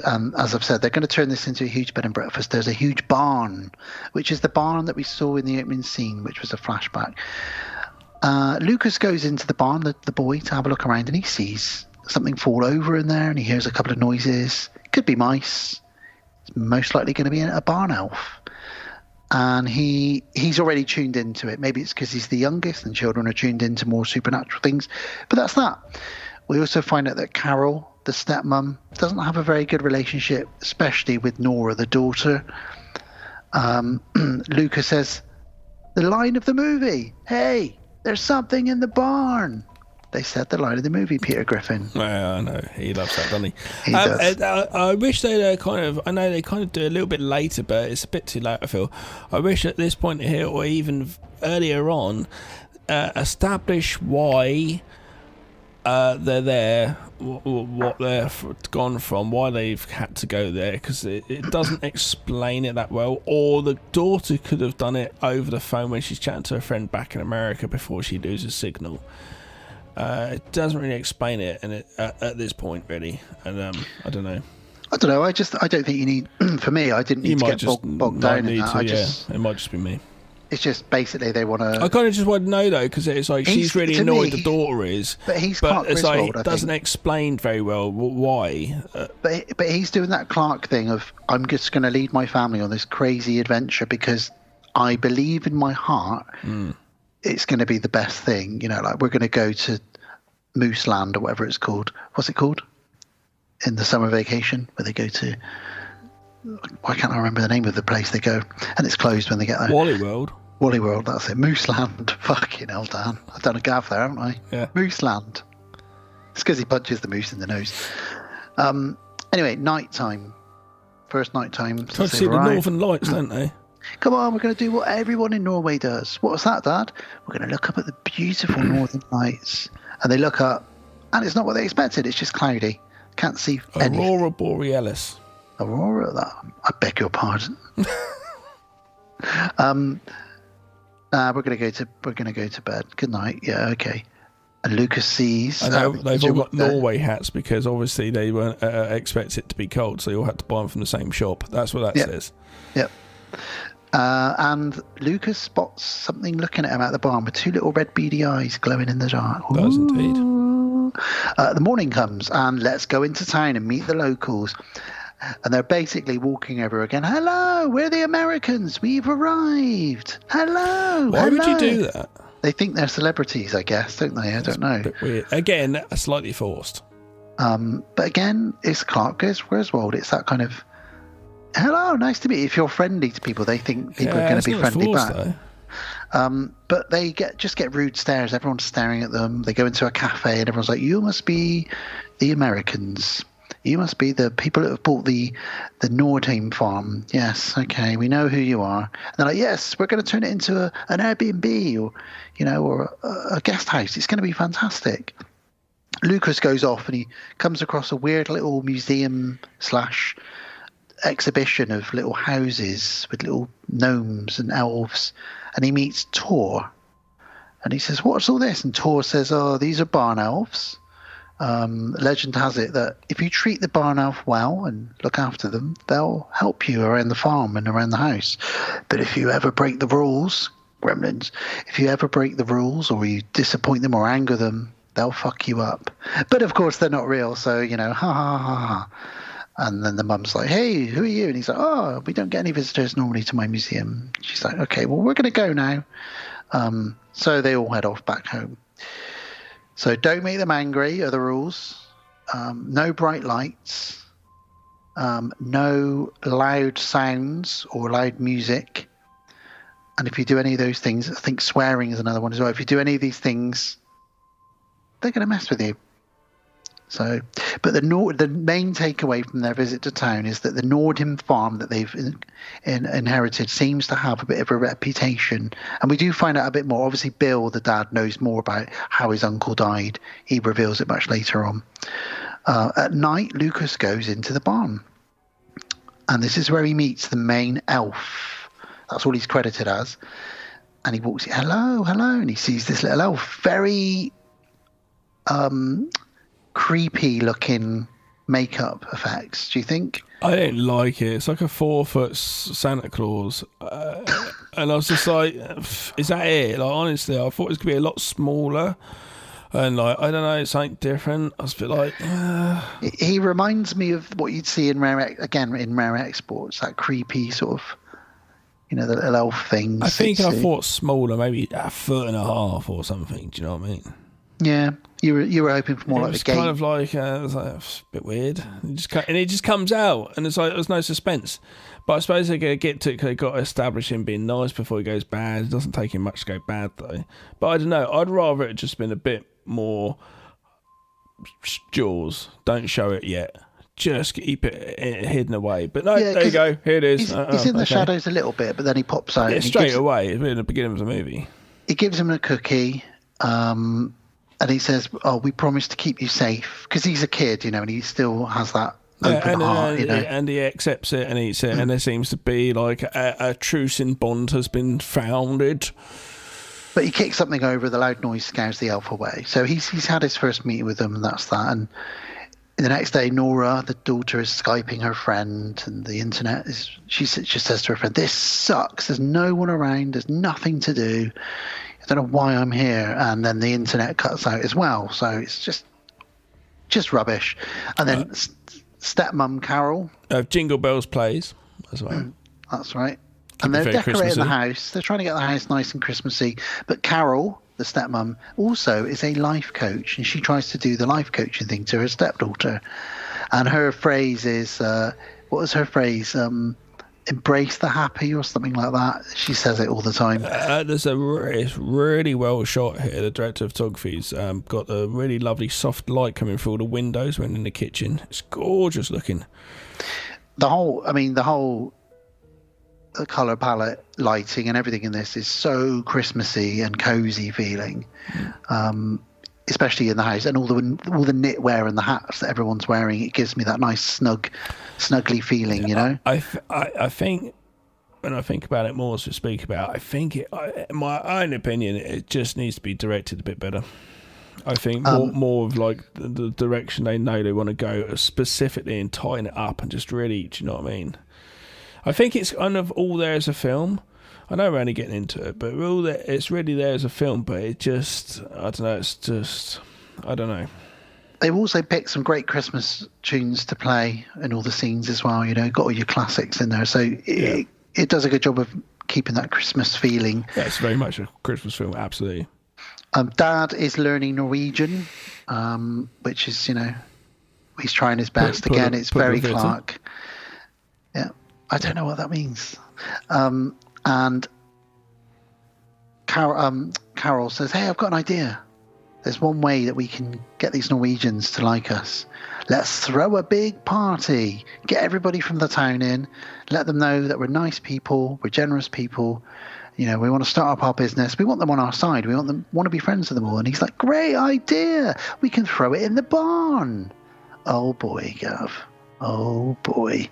And he says, "Anyway, I've got to get going because I've got loads of snow that needs shoveling, and it's not going to shovel itself." He goes outside. What's outside, Gav? It's all been done. Someone's already shoveled a lovely path. And they think it's the council. Exactly. He says, "Oh, that's the Norwegians for you. It's probably a service that they do. It's brilliant, this place."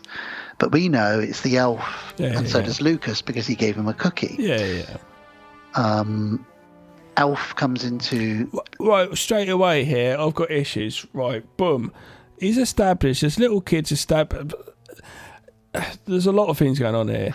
Is this the first elf ever in Norway? Which seems to be the case. Because the guy in the barn later on who knows the stuff of the law, we thought it was going to be some sort of Van Helsing, is actually like, they're not actually real dickheads. And this kid's just made to establish this connection, saying, "There's a truce, here's a cookie, all right? That's it. Stay in the barn, little 4-inch Father Christmas. Don't come into my bedroom hiding away. Why are you in my bedroom? Why are you here already? Why are you here? What if I was in here beating off?" Well, he wants another cookie. That's too much. That's too cheeky. Stay in your barn. I could be wanking. Exactly. I could be knocking one out right now. I'll bring the cookies into the barn. How awkward that could be when we make eye contact. Do I carry on? Let's establish some rules here. I'll bring the cookies to you in the barn. You let me wank in private. Oh, I think you must go. Or help, at least. Turn around. At least cradle the sack. Turn around. You're at the right height. No. To cradle the balls. It's just weird. What sort of what genre in Pornhub is this? Or category? I don't know, but it's bad for your elf. Your bad elf. Elf care. So, elf harm. We're going down a weird route now. I'll stop. Stop now. So, I normally have Christmas jokes lined up, and I didn't this year. Mum walks in. On is his this a Christmas joke? Oh. No. Mum walks in, and the elf obviously vanishes. Lucas is like, oh. And he really wants to tell them, but no one's going to believe him if he does. He does try and tell them later on. We get a montage now. Straight out of Lampoons, going to get a Christmas tree. Straight out of Lampoons. Cutting the Christmas tree down. Also done in A Christmas Horror Story as well. I love the fact, again, we've done this thing where we've paired up 2 films for the show, and they both have same themes, same things which they've done in both of them. And I think, there are only a handful of actually amazing Christmas classics, so you are going to borrow from those films, aren't you? Yeah, fair enough. It's hard. It's one of those. It's like skating on thin ice, because if you do it and you're making a really bad movie, you're just making the audience member go, yeah, but I want to watch the original Jaws now. Do you know what I mean? Yeah. So you have to be careful. Well, the montage is them promoting the party. They're setting up the barn, getting everything ready. More cookies being given to the elf, which means Dad in the morning goes out to chop up the wood, but someone has miraculously chopped up enough wood to keep them going for a month. So the elf is every time he gets cookies, doing something for them. We get a real Griswold scene now with the lights, don't we? Going to turn the lights on, family. Everybody out the front. Come on, we're going to do this. Turns the lights on, and we get all this noise and music and a big inflatable Santa that goes ho ho ho when you step in front of it. Lucas is like, oh my god, he pulls the plug. He's like, listen, the barn elf is real. He'll get really angry if we do all this. This is too loud, too bright. And they're just like, okay, Lucas, all right. They just sort of think, he's just being a 10-year-old kid. He's older than 10. 11.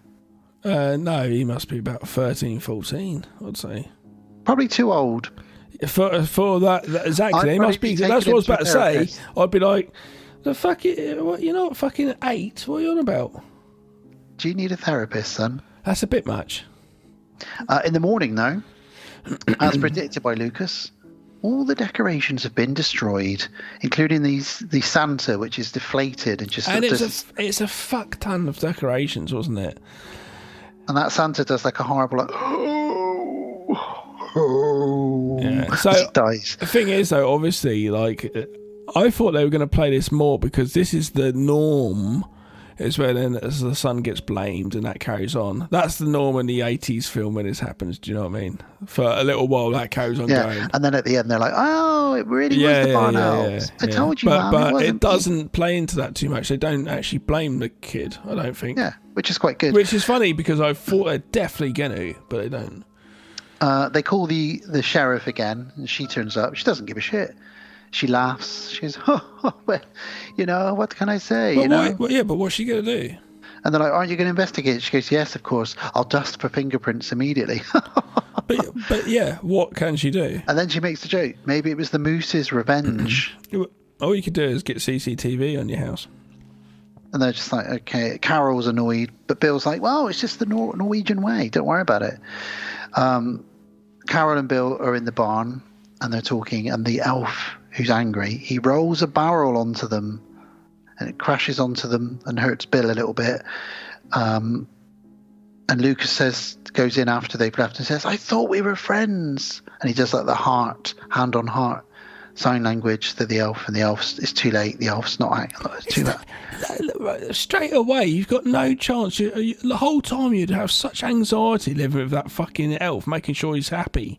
Giving him a cookie every fucking day. The smallest thing, and that's it. He's going to fucking try and kill us all now.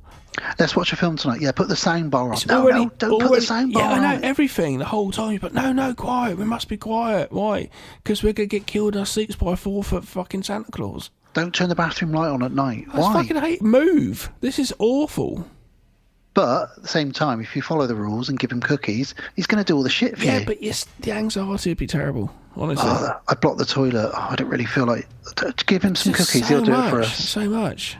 You'd have to just have a stockpile of cookies in there to get him really fat. Slowly find a way to get rid of him. Throw him down a well. Nora, the daughter, sees the elf's reflection in the kitchen window briefly. She also, in the same scene, sees Lucas's note on the fridge with the rules. So she's starting to think, there's more to this than my little brother just being mental. Well, cut to the party scene. inside the barn. The whole town have turned up. Yep.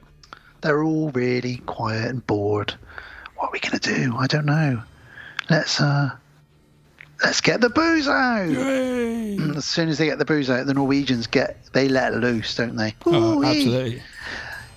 There's a girl drinking, and Nora says to her, "Are you allowed to drink?" She's like, "My mother would prefer I drink around her than go out and drink, where she can't see me, so it's fine. I just always drink wine. Do you want some?" She's like, "Yeah." Some other guy's like, "Here, I got 94% moonshine that I've made. Do you want to drink some of this?" And Bill's like, "Okay." He goes, "Don't go near an open flame when you drink this." People are kissing and hugging and having a great time. There's music playing, and yeah, they're just having a really good time. But the elf is watching furiously from the floorboards. He's cross because he's, he knows that he should know the rules, Gav. And they start talking about the rumors of the farm, and oh yeah, don't worry about any of that. But then, just like in the previous movie, a magical creature throws up on someone's face. Yep. Santa Claus threw up on someone. In this one, actually, it's the other way around. Someone throws up on a magical creature's face. That guy vomits. Well, no, it's Nora that vomits, isn't it? The daughter, all over the floorboards, which seep down onto the elf. And he is, as you would be, I'd be pissed off if a 16-year-old girl threw up all over my face, While this was happening, he's pissed off. While this was happening, the museum guy was asked to be Santa on Christmas Eve. Yeah, it's not the museum guy. It's a guy called Raymond. Oh, it's a different guy, isn't it? That's right. Yeah. And he's like, "I'd love to do this. I've got no friends. I don't see anybody on Christmas Eve, so I'll turn up." He's really drunk. He's the happiest lonely person ever, isn't he? Yeah. I've got no friends. I'll come round and, Maybe he doesn't want friends. Doesn't matter, does it? Have you ever been thrown up on by a random person? Or? No, I was peed on once. Oh. I've told this story Sexually? before. No, unfortunately, I was at first school, so I reckon it's 5. I would say 5. And there's a girl, Jane Moore. I used to fancy her. Apparently, I went out of her all of the 4 years of first school. We went out together. So from 4, 5, 6, 7, something like that, maybe. Serious stuff, super serious, man. Yeah, absolutely. And one day she came and sat on my lap, and I thought, that's nice. Oh God. And she pissed on me. Fucking hell. So then she got off, and then she pointed to me and shouted to the teacher, "He's just weed himself." Oh my God. I was like, oh my God, if I ever have a mistrust of women... How are you going to prove if I have a mistrust of women, it's from here. Luckily, I've not. Vicious bitch. So I got told off, and I had to go with a girl's piss all over me. I got told off, and I had to go. I don't know what happened. I would have probably had to go and go home. Probably, I don't know. Change I'm so glad I asked you that question, because we got this beautiful story out of it. It's the same first school where I got my head stuck in the railings, and I became a caution story for other pupils for years to come, which I found out from another guy who went to that school, and he went, "Was that you? We were told not to do that because once upon a time someone got their head stuck in the railings." I was like, "No, it's me." I got my head stuck in the railings at school, but it was summer holidays, and my best friend lived next door to the school, and we were just skateboarding and BMXing around the block, like where the school is. It's a very big block, as you can imagine, and he vanished, and I don't know why. And I just thought, I wonder if I could fit my head. I was about 8. I wonder if I can fit my head in between those railings. That's what I did in lunchtime at school. And I did it, and then I realised I couldn't get it back out. Yeah. I thought, fuck. And my friend Martin had gone by this point. This was bad because I think it happened, and I think I would have said to a friend or someone, can you get me some help? Shouted it, and everyone that went in, because the bell went, everyone went in, and there's me, so everybody saw. So you're like the kid in Christmas Story with his tongue stuck on the that's me on the pole. Yeah, that's absolutely me. Well, mine could have gone really badly, my story, because how it ended was an old man came up behind me, and thank God he wasn't a pedo or something, because he found this 8-year-old boy with his head stuck in the railings. That's definitely a category in Pornhub, but it's washing machines. My Yeah, and my bottom's stuck up in the air, and I'm crying, and I just heard, "Are you all right, young man?" And I said, "I'm stuck." And what he did was he bent. It's so good. It wasn't Jimmy Savile. He bent my ears back, like forward, and then I could get my head out then. Oh, that's so good. It was Well just done. my ears. And he's like, and I said, "Thank you." And I ran off and ran back to my friend's house. And he hugged me. Back then, like when you're 8, you hug your mates. And he gave me a big kiss. He said, "Why are you crying?" I said, "My head was stuck in the railings and you left me." He said, "I didn't mean to leave you. I didn't know it. Sorry." And we refined them. And another quick story. When I was a kid, I think I said this one as well.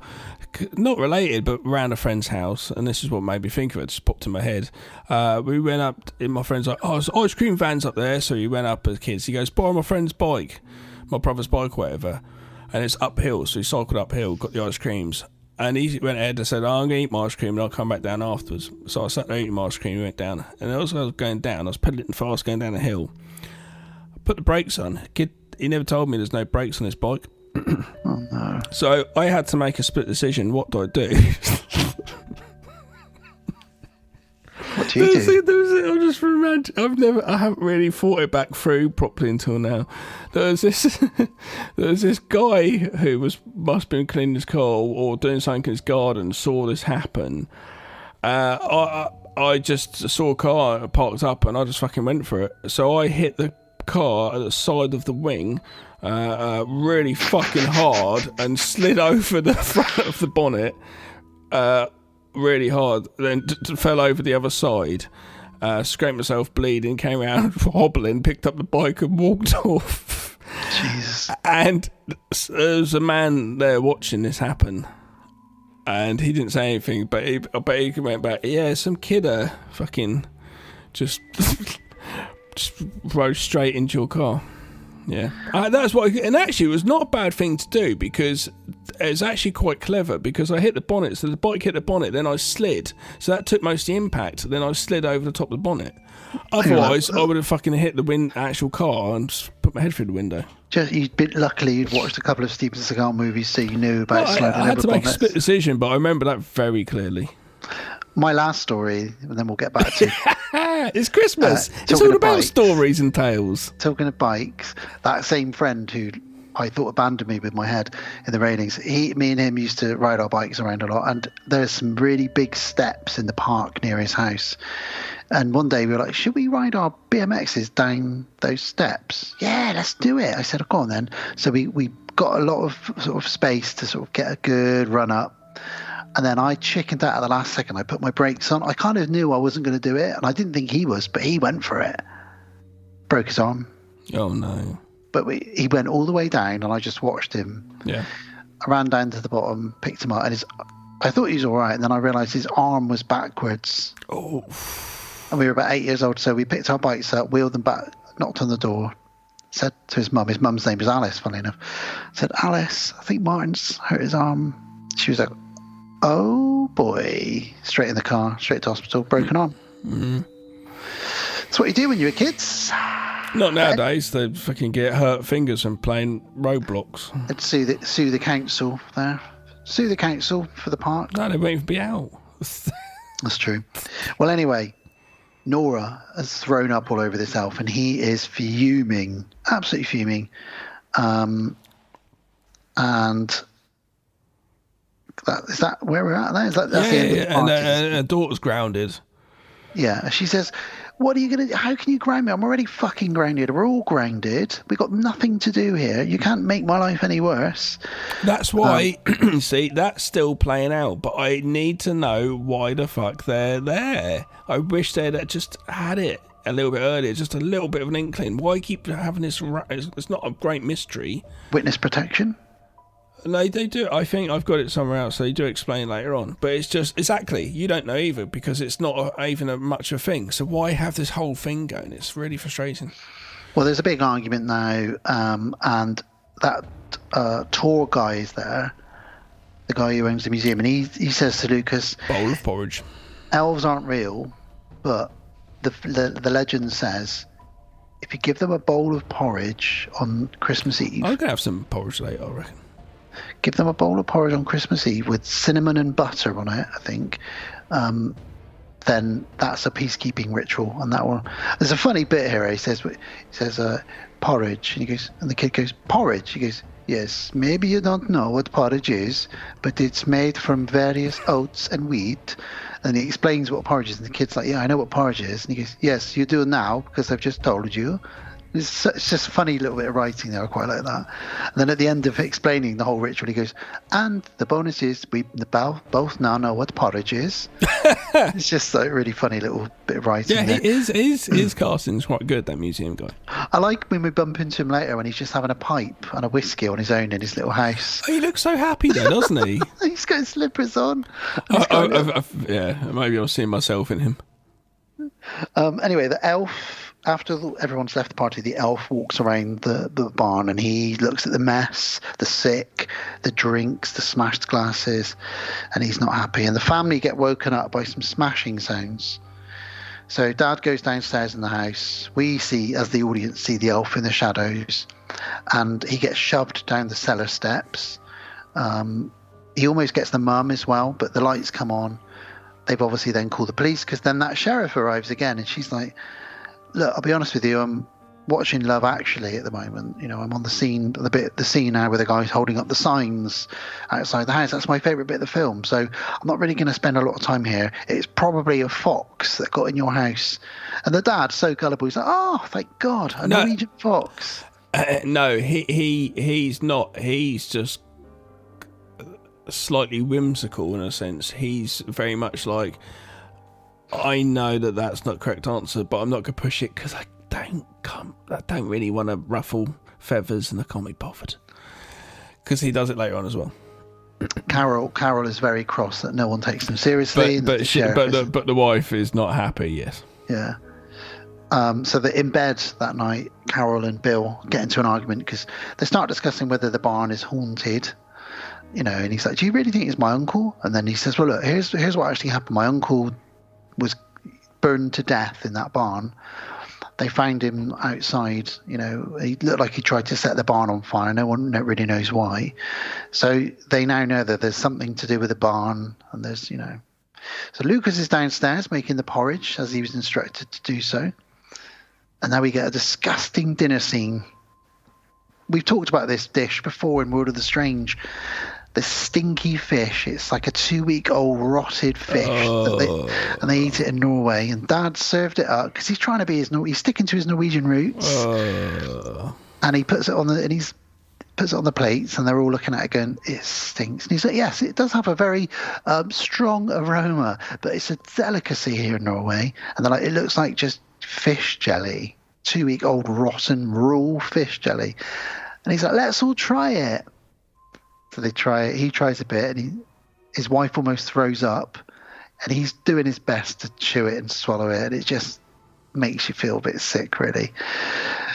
Bear in mind that stinky fish, because Lucas then walks in the kitchen at night, and he's about to drop off the porridge to his little elf friend. But, Gav, what's the dad doing? The dad's standing there in the dark eating cold porridge. Yeah, because he's not eating the warming fish. it up. Yeah, but he didn't. I know, but cold porridge is fucking horrible. Oh, I know. I don't like porridge anyway. I had some porridge recently from McDonald's. Someone's worker was like, give us some money, I'll go get some McDonald's. I was like, all right. And I got like a McMuffin, whatever thing. And I was like, no, I'll get some porridge as well. I don't really want too much fucking McDonald's.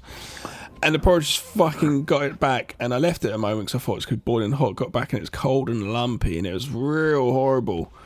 Really congealed cold lumps. And I was like, oh, don't get a McDonald's porridge again. I do not endorse it. The podcast on Haunted Hill does not endorse McDonald's porridge. You learn a lot from us here on Don't do it. Don't do it. It's not worth it. It looks cheap. It looks like it's a better option at a McDonald's. But I hate porridge. I hate porridge. The only time I eat porridge is porridge oats with yogurt. Yeah. Do you know what I mean? Like, that's very nice to me. But anyway, Lucas is cross. He's like, Dad, that's the only way that I was able to make peace with the elf. At this point, it sounds like, I think you might be taking this elf thing a bit too seriously, son. So what's Lucas got to offer the elf? Rotted fish. Leftover stinky fish. So he takes it in the barn. It obviously doesn't go down well. He pops it down. He says, there you go. The elf tries it, fair enough, and he roars. He thinks it's hammer time. He doesn't. Yeah, he grabs a hammer, and he's pissed off. The local who's asked to dress as Santa sees the elf. Raymond. He's coming along pissed as a fart, and he's singing to himself in Norwegian. He's got all the presents. He's been asked by his only friend in the world, this new American guy, can you come and pretend to be Santa? And he's like, I can't wait. I'm going to get smashed when I do this. So he turns up and he says, Lucas, is that you? He thinks it's the boy dressed up. And he gets killed off camera, weirdly. This film is very much lacking gore. It's not a gore film at all. It's like, I don't know, it's probably budget reasons, but I feel like if it's an 80s, I don't know why. If it was an 80s film, I feel like it'd been a bit more gory or something. Maybe, I don't know. It's just a bit like. Well, inside the house, Bill is worried. He's looking out the window and they're like, "What do you keep looking for?" And he's like, "I'm just wondering where Santa is." And there's no suspense in this film either, which again comes down to the direction. Fair enough. It's a bit of a wham bam, but I like wham bam. Thank you, ma'am. No, I can see the merits for it, and at no point did I go, "Oh my god, I can't stand this film." It was fine because it had a nice, fun concept of a fish out of water family being terrorised by an elf at Christmas time. That's a fun concept. I'll watch this. I'll watch this film over Elf, or I'll watch this film over A Nightmare Before Christmas. I'd rather Elf. Elf's great. I can't stand it. Oh, it's such a great movie. It was good the first time, maybe good the second time, but I just feel like really it's overdone. Did you watch it? Did you watch it on a bad breakup or something? No. I feel like it's overrated to me. Oh, that's really fun. Yeah. Oh, it totally is. But for me, it's the same with The Nightmare Before Christmas. I can't stand it anymore. I've not really seen it, so I don't really like Tim Burton stuff very much. Well, Bill goes outside to look for Raymond and he finds him dead, hanging from some Christmas lights with a spike through his head. And he says, "We've got to go now, everybody in the car." But the car won't start because someone's tampered with it. Yeah. And it's the elf and he's on top of the car. It's the same old tropes we've seen before. He smashes the windscreen. They all run back in the house. The adults approach the elf lying on the ground. And they're like, "Oh my God, Lucas was right." Yeah, it's the first sighting for the rest of the family, and this should have been more of a shock thing, and it's just not really. And then the elf does an elf scream, which calls all the other elves from all underneath the barn. So you've gone from the fact... This is why it's not... it's frustrating now. Come on, Scrooge, You're going from like the fact that straight away the elf's scene really early on in the film, no suspense whatsoever, then for the whole family, and it should have been a massive thing for them to go, "Oh my God, you were not a crazy kid, I'm so sorry." There could have been a whole real dramatic dynamic going on there, and it ends up them just seeing straight away "Oh my God, you're right, there was an elf," and then he calls loads of elves. No, have that later on. It's too much. Less is more. Come on, people. Well, they start swarming out of the barn because later on we find out there's a tunnel under the barn that connects to the wooded area where all the elves live in the woods. But they all start swarming out of the barn and they speak in their own little language. They say, "Humans, kill them. Kill them all. Let the ravaging begin." And I looked at Sarah and gave her a little wink. Oh, God. The family get barricaded themselves in the house and the elves start breaking in through the windows. And we get a really good fight scene here, in my opinion. Quite vicious. Yeah. It's a really weird. It's a huge punch-up. It's like a pub punch-up. Yeah. It's really odd. Mum's using a tray to defend herself. It feels like it's not a horror movie, though. Do you know what I mean? It feels like more action, science fiction. No, not at all. Action. I don't know what fantasy. Action fantasy. This could be an alien invasion set at Christmas, really, couldn't it? With aliens now coming in the windows. Sort of thing, I guess. But having a punch up, yeah. Dad uses a snow shovel. Lucas uses a light bulb. Mum throws the star off the Christmas tree like it was a ninja star. We've seen this before. We saw that in the last movie. Nora goes to town with a baseball bat. Just out of nowhere, she starts taking out all the elves. Lucas tries to reason with the main elf and says, "But we're friends, look." And he puts his hand on his chest. "We're friends." I think it's a bit late, kid. Give it up. But while he's doing that, Nora sets his beard on fire, the elf's beard, and they all get chased. Mum gets a corkscrew in the leg, so we get a bit of blood and gore now. Mm-hmm. But then the cop car turns up. Well, this cop snow sled turns up, and the lights scare away some of the elves, and they say to her, and I was gutted at this point because I really like this sheriff lady, and they're like, oh, it's the elves, they're attacking. And she's like, is this a prank? See, in Gremlins, it's done so much better with the cops the whole time getting the phone call saying, yeah, last week you said it was da-da-da-da. And then they finally go out there in the car and they see them and they're causing havoc around the place. And they're like, oh my God, fucking hell, oh shit. And it's like a whole, I don't know, it's just done so much better. There's a rumour that Gremlins and Goonies take place in the same universe. Nice. Because in Goonies, when Chunk calls the police... But you've got one character who's in both films. That's true. Is that the connection? I'm not sure. Different ages, though. But when Chunk calls the police officer says to him, yeah, I know who you are, Lawrence. He says, last week you told me there was a bunch of little creatures in your house that multiplied when you got them wet. Yeah, that's just... Well, yeah, that's not the only connection. That's just that. That's that, yeah. Yeah, but I like to believe they take place in the same universe. But I do like that line, though. It's great, though, because you go, oh, Gremlins. That was like one of the first Easter eggs I realised as a kid. I was like, nice, man. No, I don't know when I realised that. But yeah, this is done. It's kind of the same deal. The elves steal the snowmobile and go for a little ride on it, which the cops say, oh my God. But then they run over the cop and of course, kill her. Yeah. She gets absolutely shredded. And there is blood here, kind of. There's blood all over the whole family. You have to, though. If you've got that going on, you've got to have white snow, you've got to have red blood, definitely. One of the elves, so this is a bit of Planet of the Apes now, one of the elves picks up the gun. Doesn't know what it is initially. This is kind of Gremlins as well, though, isn't it? Yeah, it is Gremlins, yeah. Definitely. Yeah. But this bit is like Planet of the Apes because they pick up the gun like the monkeys do on Planet of the Apes. And he just shoots himself. He shoots. Well, felt like this was. I feel like there's a lot of anti-American gun law in this because they've talked about it a few times. And then this bit here, where he shoots his friend and shoots himself. Yeah, we've read stories about children doing this. Yeah, I'm glad I didn't think that before we saying that because I thought it this time. Oh God, yeah. But anyway, the family regroup. They all administer first aid to themselves. Bill, there's a funny scene where Bill's like, "I've been bitten, son." Because one of the elves bit him and he's like, listen, you got to be a man. When I start to turn into one of them, you're going to have to kill me. Imagine that he turned into a giant elf. But he's like, Dad, they're not fucking zombies. They're elves. They're barn elves. Yeah. He's like, oh, okay. He's sort of a bit relieved. I'm not going to turn into a barn elf. Okay, good. But the elves decide to destroy the house. And this is where we have Dad explaining, I thought moving here would help the death of your mum. Ah, yes. But it's such a throwaway bit here. It's too late to give any meaning to it or emotional pull. It's done wrong.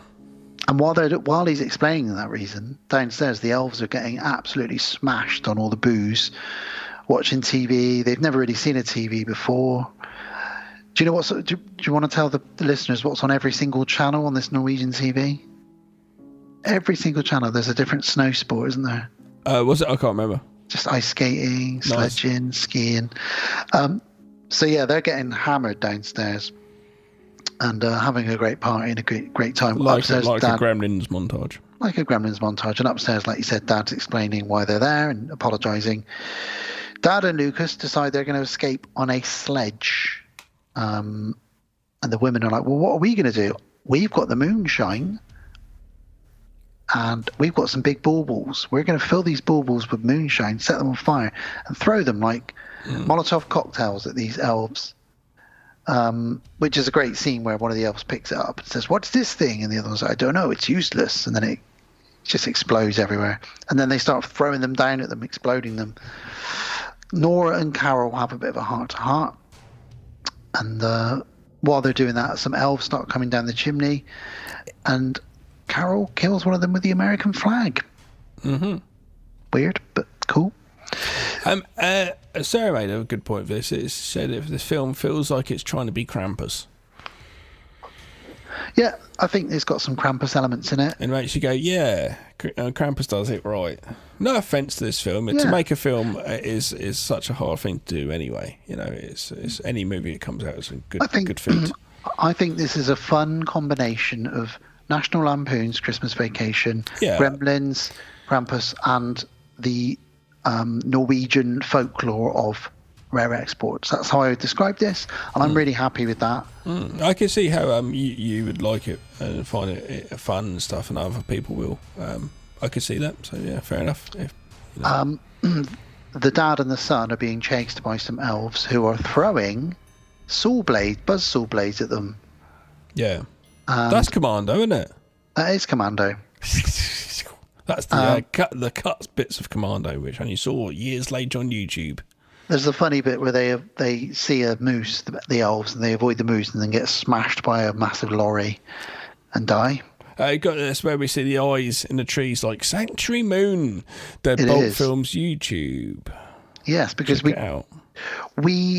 had just, I think I must have watched this not long after we wrapped on that, and that's when I sent the video to you guys of this. It's funny, isn't it? It's just one of those things. It's just coincidence. Yeah, it's one of those things. But yeah, Nora is dragged into the woods by these many, many elves. The boys, though, they've found a house, and it's Tor, the guy that owns the museum. And this is where they burst in on him, and he just sat there with a pipe and a drink, having a lovely time. He's got really fancy clothes on as well, considering he sat on his own. And they're like, "We need your help. We need your help." And he goes, "Okay, have you got a gun?" "No, I don't have a gun. This isn't America." He says the same thing everyone else has said. "Well, can you help?" Yes, I can help you." "Well, can you do it now?" "All right, well, first of all, I'll need to put on some warm clothes because it's very cold outside." And they're like, "Do it now." And he's just taking his sweet-ass time. But he does agree to drive them back to the house so they can rescue the girls. He drives them back. There's blood. There's damage everywhere. And he says, "Look, you don't understand. These elves are real, and we broke the rules." Yeah, because at this point, when they, I don't know, if I was sitting there in chilled mode, I'm smoking a cigar, whatever the fuck, I'm drinking some whiskey. I don't do these things anymore. Sitting by a fireplace in my fucking smooth dressing gown, just fucking lounging, Mac 10 in. Someone comes in and says, "You got to help me because these elves are real." Turn around, back out that door, my friend. That's what I could say. Well, they head into the barn and they see the elves going down a trapdoor. So they follow them down, and there's loads of tunnels, and the tunnels come out in the middle of the woods where they're surrounded by elves. When they get into the tunnels and they're going through their noise, at this point with these characters here, I think the sun's there as well, but anyway, it's real fun. I found straight away, for whatever reason, I was elevated to like, oh, this film's quite fun here. I don't know why. There seems like a real mission going on. It's quite tight. It's quite action-packed. They're going through these tunnels. They've got to escape or whatever. Yeah. Tor tries to reason with the elves because they've got a gun and they now know how to use it, but they shoot him. This is where it comes out into the woods, and there's quite a lot of suspense going on here, and all of a sudden, I don't know what's going on. It seems to be maybe they had extra time to film or something. There's a bit more like put into it here, it seems. Well, Mum and Nora are tied to a stake, and they basically say, "We're going to kill you all." But Lucas manages to get the main elf to realise, "We don't want to die, help us." And so he unties them. They run off back through the tunnels, back into the barn, but they're surrounded again. And the main elf is then called a traitor by the other elves. But there's no bullets left in the gun. So the good elf starts fighting the remaining elves. They're in the barn at this point. Nora throws a flaming paper aeroplane into all the spilt fuel. We get the For Old Acquaintance Be Forgot song playing over the top of this slow motion airplane. Quite a nice shot. Catches fire. The barn sets on fire. The family jump out of the window. The barn explodes. Tor shows up. He's still alive with a couple of elves. Got him tied up. And they all make friends, and they say, "Well, what about these elves? They're homeless." And they say, "Well, you've got a museum with loads of funny little houses in it. Could they live there?" "No, you said no one ever goes there. It's very quiet." And he says, "Oh, that's a great idea. They'll come and live with me now then." And then finally, the Northern Lights come up, and they look up at the sky. They all got their arms around each other, and they say, "We finally bonded as a family." And the song ends, and it's very National Lampoon's Christmas Vacation ending. And then Lucas does the heart gesture to the elf and he does it back. Yeah. I do really enjoy this film. Twice I've seen it now, and like I said, I'll definitely go back to it. There's a lot to love. Yes, it's a bit cheap and cheerful at times, and it could have done with a little bit more, maybe two directors, you know, because quite often these days you get two directors doing films, don't you? It's directed by somebody called Magnus Martens. I'm just going to see what else he's directed. I don't know about two directors, maybe just change director. Just going to see what else he's directed. He's directed quite a lot of Norwegian TV mainly. Directed some Agents of S.H.I.E.L.D., but Fear the Walking Dead. There's another thing though. They might have only had a very limited. You have to watch movies on face value, regardless of any movie.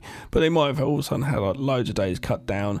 I would actually say possibly the ending was shot first, and they had more time to craft it. Then the days were cut, and they ended up having to speed other things and not have enough time just to do more takes or whatever. Do you know what I mean? Yeah. I think I'd like to have seen more sinister looking elves. Yeah, same, absolutely. More gore. It feels like a Sunday afternoon. No, not Sunday afternoon. Late Saturday, 8 o'clock on ITV. Not that I watch TV anymore. It doesn't seem too harsh, but you know. Yeah. Or not ITV, Channel 4. Channel 5. You're probably glad you watched it because it is fun for the most part. Do you know what I mean? If you weren't watching it with your reviewer's eye, yeah, I might. If I was just sitting there, legs up, just like something to watch, and it's Christmas, you think, yeah, I would watch it. But like I said, I'm not really going to go back to it, so I'm going to give it a thumbs down and not recommend it. Oh wow.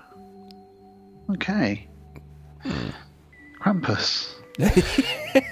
Well, I'm going to give it a thumbs up. Are you calling me a Krampus or like a Scrooge? I'm calling you a Krampus Scrooge. Yeah. Johnny Scrooge. That's absolutely fine. You know what I'm like, and I hate to be the negative. Well, it's not negative, it's just the way I am. I think there's a lot to offer this film, and I think if you like your Christmas horror films, or your Christmas creature features.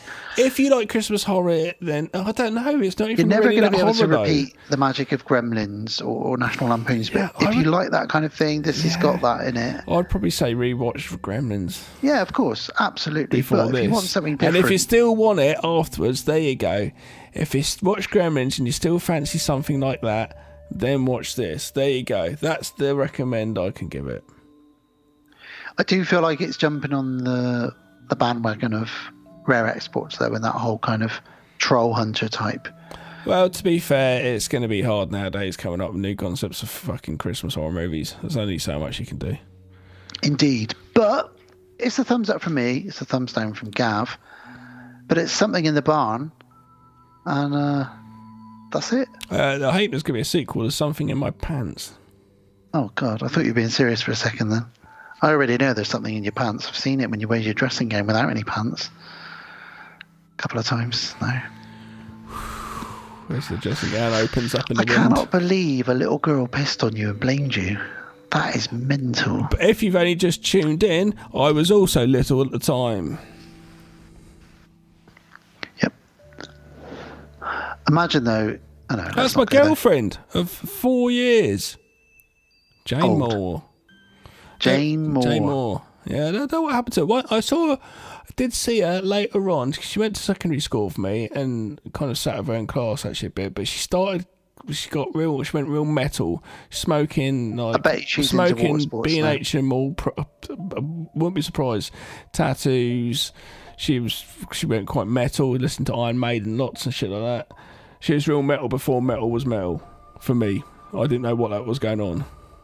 Crazy. Yeah, and that's I don't know what happened to her. I have no idea. Jane the Pisser.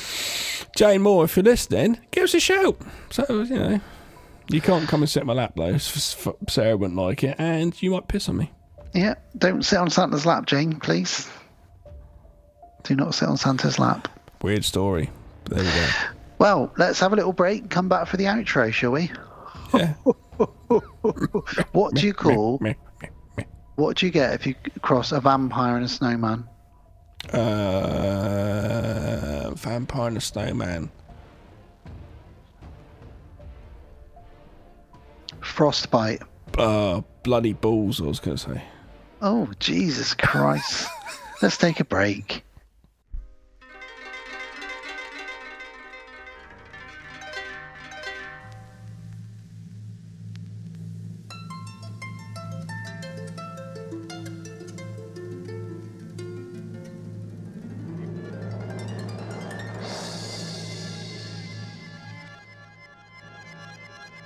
And we're back again. Yeah, we're back. Ho, ho, ho, baby. Ho, ho, ho. Snoop Dogg, innit?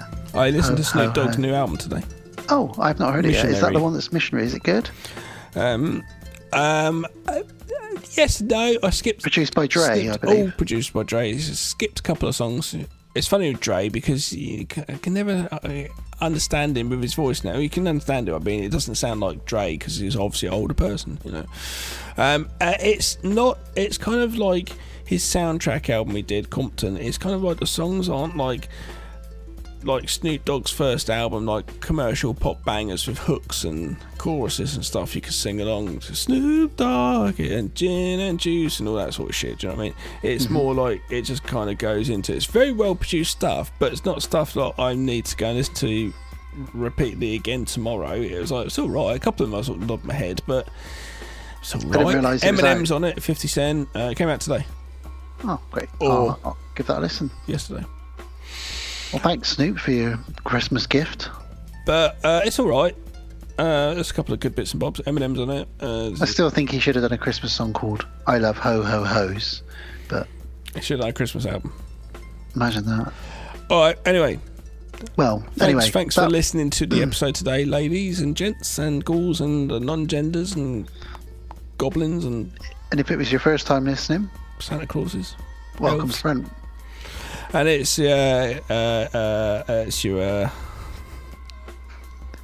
anyway, it was episode 168 and it was our Christmas episode, but also it was our mark of our 11th year of podcasting. Thanks everybody for supporting us. I'm going to have to write it down. My brain just literally goes to jelly when you start saying it.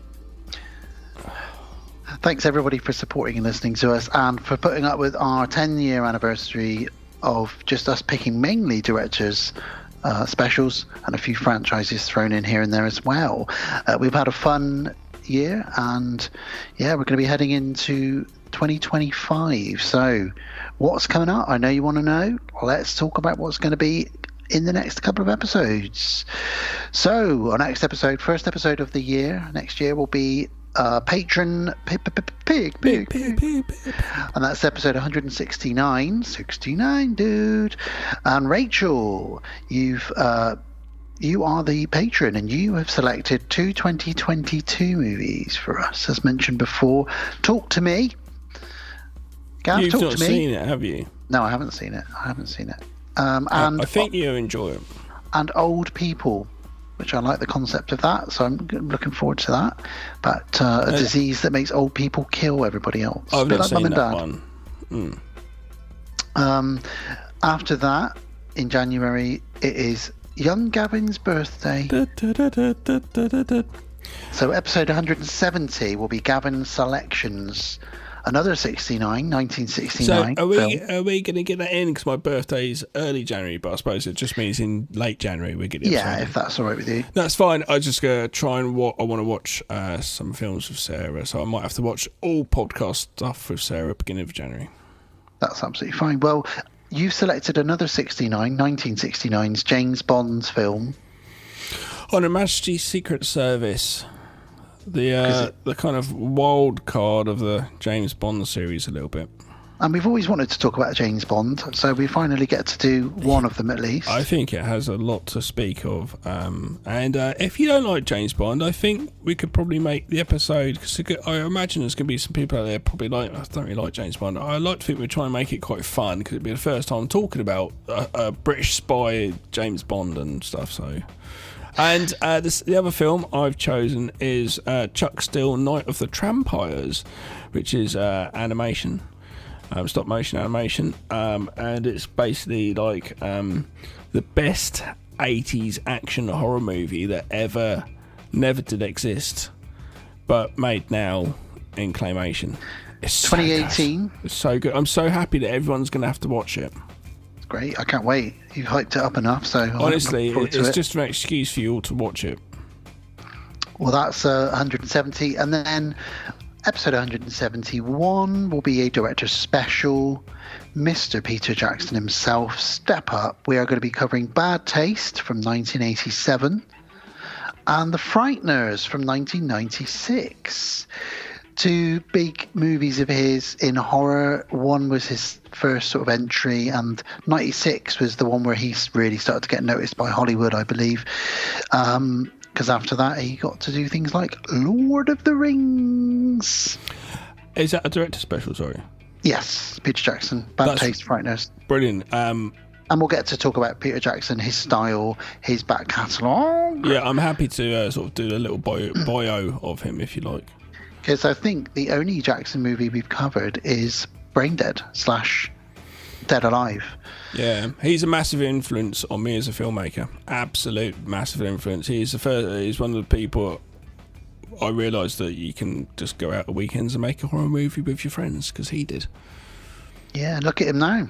Yeah, I'm not directing Lord of the Rings, but still. Although I'm not so big on some of his newer stuff, to be honest with you. I thought King Kong was a bit meh, and Tintin was good. I really want him to go and do like Bad Taste Part 2 or something. Yeah. Like literally no money, just go back and just make a horror movie. I don't know if he would. I don't know. I want him to do a horror movie, because someone like Del Toro, who's very similar to him. Or just do a horror movie. I reckon if he just went back and went, fuck it, I'm going to go and do a horror movie. Because obviously he loves horror movies. Obviously his first two horror movies are very, like, Bad Taste is just a love letter to horror. Yeah, and Braindead is my favourite zombie movie of all time. Passion. It's just like, I'm going to go and make a horror movie. It's like saying to myself. But if you look at Del Toro, he, like I've said earlier in the episode, he's doing Frankenstein next year. So it'd be great if somebody like Peter Jackson could go back to it. Like if Sam Raimi went back and made a good horror film. I'd love to meet Peter Jackson. I'd fucking natter away to him. He's a very interesting guy as well. I'd just be talking about old school horror making, filmmaking techniques. Like back when I had free time, and I own all of the Lord of the Rings extended cuts, I'd listen to all the commentaries as well. And I could just listen to him talk for ages, talking about bigages and miniatures. This is miniature, this one here. And just listen to him for ages. He sounds South African. No, that's Kiwi. South African would be more like this, my friend. Okay? Don't take the piece out of my accent. Come on. Okay, so we have been the podcast on Haunted Hill. As I said, thank you everybody for your support. Year 11, here we come. But we are a proud member of the Legion Podcast Network, and we probably always will be. We are available wherever you listen to podcasts, platform, Spotify, YouTube, Podnight, Podbean, Apple Podcast Addict. But if you go to legionpodcast.com, you'll find out all about the network. All our back shows are on there, and all the other shows back episodes are on there as well. Yep. We're on Facebook, the podcast on Haunted Hill. If you search for us on there, you'll find our weird little community of weirdos. And if you're new to it, then welcome front. And if you're not new to it, then you can welcome my back. Oh no! What? Just had bad news. What's this? Stuart Dackers, who was the shadow of death at the end. Oh no. He's passed away. Oh no. Here's the face that's revealed at the end that says, so his priest just passed away. It's in the news. Oh. He is a local artist. I'd see him cycling around town. That's sad. Oh, rest in peace, Stuart. Oh, Stuart. Yeah. Oh, dear. Well, I'll quickly go back to it. We're on Facebook. Sorry. Podcast on Haunted Hill, and you can search for Legion Podcasts on Facebook as well. Join both of those communities and chat to everybody on there. We have an email address, which is the podcast on Haunted Hill at outlook.com. We're on Instagram, which is the podcast on Haunted Hill Insta. We are also part of Deadbolt Media, which is our production company. So if you go to deadboltfilms.com, you'll be able to find out all about the short films, the features, the other podcast which Gav does, which we've mentioned a couple of times, which is The High Strangeness, as well as comics and a few other bits and bobs that we're involved in, music videos, etc. And Deadbolt is also on Instagram, just Deadbolt Films, all one word. We are possibly thinking of, I don't know yet if it will be, probably are, we're actually thinking of releasing our new feature film on our YouTube channel rather than getting it out there through a distributor on Amazon and all that stuff for money. We're thinking of just giving it out for free, possibly. Talking of Stuart and The Shadow of Death, stay on listening or subscribing. You know what's going on. If you want to see The Shadow of Death, which Stuart, who we've just learned has sadly passed away, is in right at the end, our first film that we did, it's now streaming on Prime for free. Crazy, for free. And you can also rent Preternatural, our second feature, as well. So, but yeah, you can find out all about that if you go to deadboltfilms.com. Finally, brings us to Patreon. We are part of Patreon, so if you want to become a Patreon supporter and help us keep the show moving forward, then you can do so for as little as £1 or $1 a month. That will get you exclusive access to any bonus content that we produce, early episodes. This episode, for example, will be an early Christmas gift to our patrons. You also get a t-shirt in one of 3 colours sent to you wherever you are in the whole wide world, and you'll get to become a patron who picks. Every 3 episodes is a patron pick, where one of our patrons will pick the 2 movies that we review. You also get your name read out at the end of the episode, which I'm going to do now, Gavin. Oh, excited, everybody, listen! Oh, Santa's come to do it. Merry Christmas and thank you to Dante, Don Collier, Matthew Gottlieb, Jamie Jenkins, Kevin S5, Sarah K, Rachel, RJ McCready, and Lex Boo. You've all been very good, and you're all on the good list. You're all sitting on Dan's lap. But don't pee on him. I sounded a bit like Daddy Pig then.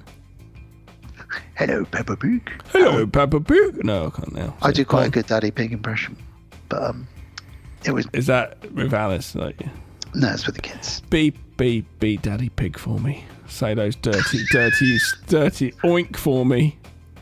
Now, come on, Peppa. All of you are going to go for a picnic in a minute. Oh, Peppa. Anyway, that's enough of Peppa Pig impressions. This has been a great Christmas. I always love our Christmas episodes. And yeah, Merry Christmas to you, Gav. Merry Christmas to everybody out there. Yep. And we hope you all have a wonderful Christmas or holidays or whatever it is you celebrate with your family or on your own or whatever you do. Look out for elves or violent criminals breaking in and Santa Claus taking revenge. Yeah, remember, if John Leguizamo comes to you with snow skis, you are going to need to believe in Santa Claus. But also look out for those elves in your barn, because... Sounds like something else. Don't give them stinky fish. Give them porridge. You don't want stinky fish with elves in your barn. Yeah, but it's a good night from John Leguizamo killing old men when he's a child. It's a good night from a pervy elf that's in your son's bedroom. And it's a good night from a big stinking plate of horrible fish. Good night. Good night and Merry Christmas. Merry Christmas and have a Happy New Year. And Bill Murray says Happy New Year as well. I'm not going to tell you the rest of the stuff he said. Merry Christmas. Thank you for listening to the podcast on Haunted Hill. We will be back again real soon.